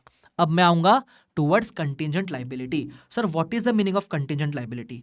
मुझे नहीं पता आपको याद है कि नहीं है, बट कंटिजेंट लाइबिलिटी के एक नहीं, दो नहीं होते, 3 डेफिनेशन। इसके डेफिनेशन याद कैसे रहेंगे सर? सबसे पहले आपको प्रोविजन का याद रहना चाहिए, recognition criteria. What is the recognition criteria? Present obligation, past event, outflow of resources and a reliable estimate. अब इनमें से जब जब कोई भी ब्रीच होगा तो वो कंटिजेंट लाइबिलिटी बनेगा। एग्जांपल, पहला डेफिनेशन क्या है? बोलता है ऑब्लिगेशन प्रेजेंट नहीं, पॉसिबल हुई तो possible obligation along with past event, contingent liability. ठीक है। दूसरा, मान लो ऑब्लिगेशन प्रेजेंट है, पास्ट इवेंट भी है, but outflow is not probable, outflow is not probable, और अमाउंट एस्टिमेट कर सकते हो, कंटिजेंट लाइबिलिटी। तीसरा, प्रेजेंट ऑब्लिगेशन है, पास्ट इवेंट है, आउटफ्लो भी प्रोबेबल है, बट अमाउंट एस्टिमेट नहीं कर पा रहे हो, क्योंकि अमाउंट एस्टिमेट नहीं कर पा रहे हो, बात खत्म, कंटिजेंट लाइबिलिटी। एग्जाम में तीनों डेफिनेशन लिखकर आने का, अपने ओन वर्ड्स में, कीवर्ड्स के साथ, खत्म कहानी। Yes sir. तो अगर कंटिजेंट लाइबिलिटी है तो क्या करने का? चुपचाप डिस्क्लोज करने का। कंटिजेंट लाइबिलिटी एकदम रिमोट है, रिमोट मतलब चांसेस आर लेस देन 5%, तो डिस्क्लोज करने का जरूरत भी नहीं है। उसके अलावा सपोज आपने बैंक से कोई लोन लिया हुआ है, ठीक है, बैंक से कोई लोन लिया हुआ है आपने, तो उस केस में कंटिजेंट लाइबिलिटी का अमाउंट क्या होगा? तो अगर बैंक से आपने लोन लिया हुआ है तो जितना, सपोज कभी कभी जॉइंट लोन लेते हैं, जॉइंट लोन मतलब सपोज मैंने और नवीद दोनों ने मिलकर लोन लिया, ठीक है, बैंक से जॉइंट लोन लिया 100 करोड़ का, इसमें से 70 करोड़ मेरा है, 30 करोड़ नवीद का है। तो एक्चुअली जॉइंट लोन में क्या होता है? I become the indirect guarantor for Naveed, बराबर। तो 70 CR मेरा लाइबिलिटी होगा, बट 30 CR मेरा कंटिजेंट लाइबिलिटी होगा। नवीद के लिए 30 CR उसका लाइबिलिटी होगा और 70 CR उसका कंटिजेंट लाइबिलिटी होगा। ऐसा सबको समझाए वाला पार्ट? Yes sir. उसके अलावा कंटिजेंट लाइबिलिटी है तो एवरी ईयर एंड पे रिव्यू करने का उसको। ओके, ये था कंटिजेंट के बारे में। याद क्या रखना है? 3 डेफिनेशन, और इसको डिस्क्लोज करेंगे, और पॉसिबिलिटी रिमोट है तो डिस्क्लोज भी नहीं करेंगे, खत्म। फिर एक कंटिजेंट असेट। कंटिजेंट असेट में क्या होता है? लाइबिलिटी में क्या होता है? लोग मेरे पे केस करते हैं, ठीक है, कंटिजेंट असेट में मैं लोगों पे केस करता हूं और मैं जीतने के चांस होते हैं। तो whenever there is a case where you are going to gain something from the case, तो उसको बोलते हैं कंटिजेंट असेट। तो it is a possible asset, but इसका आउटकम अनसर्टन है, हमको नहीं पता जीतेंगे नहीं जीतेंगे। तो इसका कंफर्मेशन अपने को मिलेगा फ्यूचर में बाय द ऑकरेंस और non occurrence of uncertain future event, उसको बोलते हैं कंटिजेंट असेट। तो क्या करूं? तो अगर कंटिजेंट असेट वर्चुअली सर्टन है, what is the meaning of virtually certain? मान लो आर्यन है, आर्यन ने मेरे को छेड़ा, ठीक है, तो मैंने उस पर केस किया। अब मैं केस जीत भी गया, कोर्ट ने बोला आर्यन को, आकाश कंदे को 10 करोड़ रुपए दे देना, तूने क्यों छेड़ा उसको, है ना। तो मैं केस जीत भी गया, पेमेंट भी अक्रू हो गई, बस पैसा आना बाकी है, तो इसको बोलते हैं वर्चुअली सर्टन। तो जब इतना ही वर्चुअली सर्टन है, बस पैसा आना बाकी है, तो वो कंटिजेंट रहा ही नहीं, तब तो वो असेट बन गया, तो बोलता है इट बिकम्स अ असेट, उसको बुक कर लेने का, ठीक है। लेकिन if the inflow is probable but not virtually certain, मतलब जीतने का चांस है लेकिन वर्चुअली सर्टन नहीं है, तो वो कंटिजेंट असेट है, डिस्क्लोज करने का। तीसरा, अगर जीतने का चांस लेस देन 50% है, तब को डिस्क्लोज नहीं करने का, ठीक है, ना डिस्क्लोजर ना रिकॉग्नाइज, खत्म कहानी। एक बात ध्यान रखना, ये मत बोलना कंटिजेंट असेट को रिकॉर्ड कैसे किया, मैं कंटिजेंट असेट रिकॉर्ड नहीं कर रहा हूं, मैं कंटिजेंट असेट को बोल रहा हूं वर्चुअली सर्टन बन गया तो तू असेट है, तुझे रिकॉर्ड कर रहा हूं मैं, ध्यान रखना है वाली बात, ठीक है, खत्म। हाँ, this completes the concept of India 37। लेकिन हम कंसेप्ट पे रुकने वाले नहीं है, हम आएंगे किधर? क्वेश्चन पे। क्वेश्चन आओ। इसमें ज्यादा कुछ डिफिकल्ट क्वेश्चंस है नहीं, जो ढंग के बता देता हूं मैं आपको फटाफट से। देख देख देख तू यहां वहां न देख। हाँ, एक तो इलस्ट्रेशन नंबर 18 है, बढ़िया क्वेश्चन, सुनो, दिखने में बड़ा, खोदा पहाड़ निकला चूहा। सुनना, सबसे पहली बात, इसमें 37 भी है और इंडेक्स 10 भी है। Financial statements are due for authorization 15th में, ये ध्यान रखना, मतलब आपका डेट ऑफ अप्रूवल 15 मई का है, मतलब यहाँ एडजस्टिंग इवेंट की बातें हो सकती है, ठीक है, ये आप ध्यान रखना। अब क्या बोलता है सुन लो, हम लोग बिजनेस डिसकंटिन्यू करने का सोच रहे हो, तो आएगा रिस्ट्रक्चरिंग का प्रोविजन, ठीक है। एनीवेज हमने उसको अनाउंस वगैरह भी कर दिया है, तो आ गया कंस्ट्रक्टिव ऑब्लिगेशन, प्रोविजन बनाएंगे। अब किसका प्रोविजन बनेगा? पुराना धंधा बंद करने का प्रोविजन बनेगा। तो सपोज आपने पब्लिक अनाउंसमेंट किया और आप 540 पे करोगे पुराने एम्प्लॉय को टर्मिनेट करने के लिए, ये प्रोविजन में आएगा। आगे बोलता है and the cost of relocating the employees who would remain with the group, इसका प्रोविजन नहीं बनता है। तो रीलोकेशन वाले का प्रोविजन नहीं बनेगा, पुराने एम्प्लॉइज को निकालने का प्रोविजन बनेगा। ठीक है, अब इसमें बोला हुआ actual termination payment totalling 521 made in 15th में। अपने को लगा था 540 होगा, 15th में तक अपने को 520 का अमाउंट मिला। क्या 15th में is the date of approval? हाँ, इसके बीच में मिल गया, इस दिन पे मिला तो भी चलता है। तो ये एज पर इंड एस 10 हम 520 की वैल्यू कंसिडर करेंगे। तो प्रोविजन कितने का बनेगा ईयर एंड पे? एक तो 520 का बनेगा। सर इसका बनाओ, रीलोकेशन वाले का, इसका नहीं बनेगा। आगे उसके बाद आपने ने प्रॉपर्टी लीज पे ली थी एक्सपायरिंग 2022 में। The present value of future rentals is 430। 15th मई का रियल वैल्यू दिया हुआ है 410, तो ये एडजस्टिंग इवेंट है, तो इसका भी बनेगा प्रोविजन 410। उसके बाद क्या बोला हुआ है? उसके बाद बोला हुआ है कि लॉस आफ्टर टैक्स, लॉस का कोई प्रोविजन नहीं बनाओगे, फ्यूचर ऑपरेटिंग लॉस का प्रोविजन नहीं बनेगा। तो प्रोविजन सिर्फ और सिर्फ 520 प्लस 410, मेरे ख्याल से 930 का प्रोविजन आपका बन जाएगा। That's it. क्लियर है वाला पार्ट? इसमें ज्ञान लिखना पड़ेगा, नॉलेज में क्या क्या लिखोगे। सबसे पहले इंड एस 37 में प्रोविजन कब बनता है, रिस्ट्रक्चरिंग के बारे में लिखना थोड़ा, क्योंकि यहाँ स्कोप ऑफ बिजनेस और मैनर ऑफ बिजनेस चेंज हुआ है जो भी है। फिर इंड एस 10 की बातें भी करना कि एडजस्टिंग क्यों है, बिकॉज वो रिपोर्टिंग आपका जो एफएस का अप्रूवल डेट है उसके बीच में आ चुका है। फिर 2 लाइन में आंसर इन 1 सेंटेंस, 2 लाइन में कंक्लूजन दे देना है इसका। That's it. राम कथा लिखने का जरूरत नहीं इतना बड़ा, वो लिख पाओगे भी नहीं तुम लोग। सबको समझा मैंने क्या बोला? Yes sir. चलो आगे बढ़ जाते हैं। और कौन सा ढंग का क्वेश्चन है सर? हाँ, ये क्वेश्चन नंबर 1 बढ़िया क्वेश्चन है ये भी। क्या बोलता है सुन लो, क्या बोलता है सुन लो। During the year QA delivered manufacture products to customer K. ठीक है, तो क्यूए ने कस्टमर को डिलीवर किया, प्रोडक्ट्स फॉर फॉल्टी। फॉल्टी का तो कस्टमर केस करेगा अपने ऊपर। आगे तो कस्टमर ने केस कर दिया। QA had discovered that products for faulty due to defective raw material procured from supplier F. अब क्या हुआ, मैं क्यूए हूं, ठीक है, मेरे पे कस्टमर ने केस किया, तो मैंने मेरे सप्लायर पे केस कर दिया। ये रीएम्बर्समेंट नहीं है, ये मत बोलना सर मैं इसको पैसा दूंगा, मैं यहाँ से पैसा लूंगा, ये रीएम्बर्समेंट नहीं है। किसी ने मेरे पे केस किया तो मैंने किसी और पे केस कर दिया, ये वो वाला केस है। ठीक है, चलो अब हुआ क्या सुनना। QA estimated that probability of success of both the legal actions, the action of K against QA and the action of QA against F is very high. मतलब दोनों केस जीतने वाले हैं, ये कस्टमर जीतेगा मेरे से और मैं जीतूंगा सप्लायर से। ठीक है, आगे on 1 October QA estimated that damages would pay to K would be 5 crores. This estimate was revised to 5.2 on year end, तो year end का अपन estimate consider करेंगे, and 5.25 on 15th में। पहले देखो डेट ऑफ अप्रूवल क्या है। Date of approval of FS कहाँ दिया हुआ है? मेरे ख्याल से वो नीचे किधर दिया होना चाहिए। हाँ, डेट ऑफ अप्रूवल है 26 अप्रैल। तो क्या मैं जो मई में एविडेंस मिला मेरे को 5.25 का कंसिडर करूं? द आंसर इज नो, क्योंकि डेट ऑफ अप्रूवल उसके पहले खत्म हो जाती है, अप्रैल में खत्म हो रही है बराबर। तो मैं इसको कंसिडर नहीं करूंगा, मैं 5.2 जो ईयर एंड तक लेटेस्ट है उसको कंसिडर करूंगा मैं। ठीक है, तो इसका अपन क्या बनेंगे? प्रोविजन बनाएंगे, बिकॉज ये वो अमाउंट है जो मुझे कस्टमर को पे करना पड़ेगा, प्रोविजन बनाऊंगा इसका मैं। उसके अलावा अब जो दूसरा केस है जो मैंने मेरे सप्लायर पे किया था बराबर, क्योंकि उसका अमाउंट मिलना वर्चुअली सर्टेन नहीं है तो उसका कंटिजेंट असेट बनेगा, इसका भी अपन ईयर एंड का एस्टिमेट लेंगे। तो यहाँ 2 चीज है, एक जो मुझे किसी को पे करना है उसका प्रोविजन बनाऊंगा, एक जो मुझे केस में किसी से मिलने वाला है उसका कंटिजेंट असेट बनेगा। 3 चीज पूछा हुआ है। Whether the company is required to make provision, बोलने का yes. If the answer to A is yes, क्या एंट्री पास करेंगे? 3 ऑप्शन दिया हुआ है, तो मैंने बोला था ना 5.2 का प्रोविजन बनेगा तो 5.2 की एंट्री पास करेंगे। तीसरा, what will be the accounting treatment of action against QA against supplier, जो क्यूए ने सप्लायर पे केस का उसका क्या है, तो कंटिजेंट असेट बनाएंगे, डिस्क्लोज करना पड़ेगा। खत्म, क्लियर हो गया वाला part.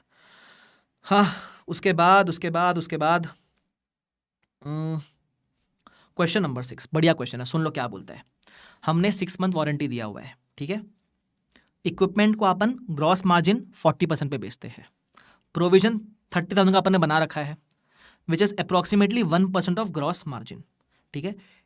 Based on past experience, it is expected that 1% of equipment sold have been returned as faulty.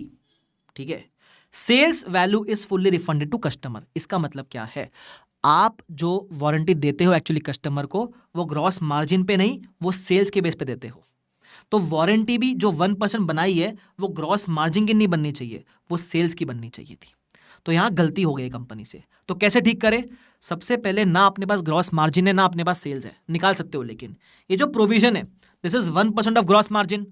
तो 30,000 डिवाइड बाय 1% करोगे तो ग्रॉस मार्जिन आएगा कितना, 30 लाख रुपए का, बराबर। Now gross margin is 40% of sales, तो डिवाइड बाय 40% करोगे तो सेल्स मिलेगा, मेरे ख्याल से 75 लाख का आएगा if I am not wrong. 30 divide by 75%, 30 divide by 40%, 75, yes, बराबर। तो ये आपकी सेल्स आ गई। प्रोविजन इसका बनना चाहिए 1% का। अब इसमें एक और कैच है, 6 महीने का ही देते हैं वारंटी।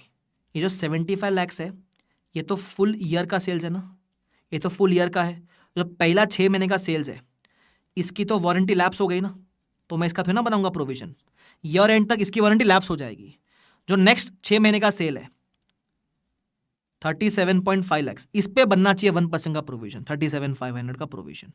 इसमें से ऑलरेडी 30 का अपन बना चुके हैं, तो एक्स्ट्रा अपन 7,500 का बनाएंगे प्रोविजन। देखो मैंने करके दिया हुआ, इधर आ जाओ फटाफट से देख लो। इधर 75 lakh first 6 months warranty lapse हो गई, तो इतने का बनेगा, इतने का प्रोविजन नहीं बनेगा। बाकी 37.5 आप बनाएंगे प्रोविजन 1% का, दैट्स इट। तो ये हो गया आपका additional provision. Is this clear to everyone? Yes sir. आगे बढ़ जाते हैं। अब केस 2, इसमें एक और चीज बोला हुआ है, had the warranty period been 2 years instead of 6 months, what additional criteria would XYZ need to consider. अगर वारंटी पीरियड 2 years होता तो फिर पूरे साल की सेल्स पे प्रोविजन बनाते, तो पूरे 75 लाख पे 1% का बनता प्रोविजन 75,000 के हिसाब से। 30 क्रिएट कर चुके हो तो एडिशनल 45 क्रिएट करते। अच्छा ये मत बोलना सर 2 साल की वारंटी है तो मैं इंटू 2 नहीं करूंगा क्या? अरे आपके पास 2 साल की सेल्स है क्या अवेलेबल? नहीं ना, सेल्स तो आपके 1 साल की है, तो वारंटी बना बना के भी सिर्फ 1 साल की बना पाओगे। ये डे कहता है इंटू 2 years मत कर देना, समझे क्या? अरे यस और नो, अरे डैशिंग टू दस know with 1 way. Okay sir, चलो आगे। क्वेश्चन नंबर 7, ये भी सिंपल क्वेश्चन है, सुनना क्या बोलता है। वो बोलता है हमने किसी कॉन्ट्रैक्ट में एंटर किया था, ये सेल प्राइस है 190 की, ठीक है। अब वो कॉन्ट्रैक्ट ओनरस बन चुका है, तो ओनरस कॉन्ट्रैक्ट में हम क्या करते हैं, जो भी लॉस है उसका प्रोविजन बनाते हैं। तो यहाँ अपने को डेटा दिया हुआ है कि मेरा सब खर्चा कंसिडर करने के बाद मेरा कॉस्ट इतना है, सेलिंग प्राइस मेरी 190 है, तो मेरा नुकसान 9 रुपये का है, तो मैं 9 रुपया इंटू 21 इक्विपमेंट्स इतने का प्रोविजन बनाऊंगा। तो बोलते हैं कि कंपनी ने सही किया है क्या? नॉर्मली जब ऐसा पूछता है तो 99% केस में कंपनी गलत होती है, बट यहाँ रेयरली कंपनी सही है।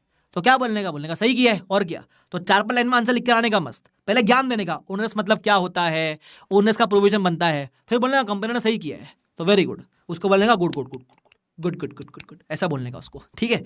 एनीवेज आगे आ जाओ। MTP May 24 का क्वेश्चन, ठीक है, आ जाओ। बड़ा सिंपल सा क्वेश्चन है, देख लो क्या बोलता है ये।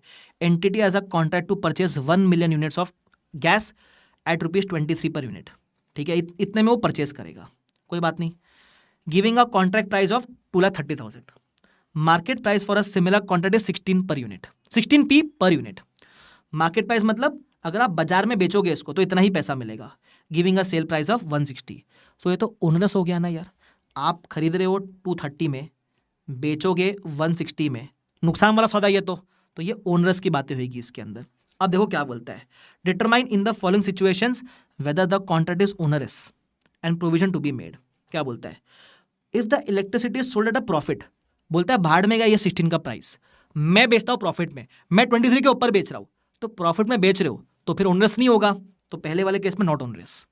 सेकंड वाले केस में अगर लॉस में बेच रहे हो तो होगा ओनरस, तो बोलने का ओनरस होगा सर। तीसरा वाला केस बोलता है एंटिटी सेल्स एट 18 पैसे पर यूनिट, मतलब 5 पैसे का लॉस है। 23 में खरीद रहे, 18 में बेचेंगे तो 5 पैसे का लॉस है, तो 5 पैसे इंटू कितना 1 मिलियन, 10 मिलियन यूनिट्स करोगे तो लॉस आएगा आपका 50,000 रुपए का। 5 पैसे मतलब 0.05 रुपीज इंटू 10 मिलियन, तो 50,000 का लॉस आएगा। बोलता है तो लॉस इंकर करो या फिर आप कॉन्ट्रैक्ट से एग्जिट कर सकते हो पेनल्टी भर के, तो या तो लॉस या फिर penalty which ever is lower, तो मैं लॉस इंकर करेगा ना यार। तो प्रोविजन बनेगा कितने का बनेगा, 50,000 का बनेगा। ले खत्म। अच्छा क्वेश्चन था ना, एग्जाम में आ सकता है भाई सब क्वेश्चन, ठीक है। एग्जाम की बातें कर रहे हो सर तो इसी बात पे बोलो, जोर से बोलो जय माता दी, सारे बोलो जय माता दी, मिलकर बोलो एक के है भाई साहब, एक के है भाई साहब, एक के भाई साहब। वाह ना, मजा आया कि नहीं आया? अरे बताओ मजा आया कि नहीं आया?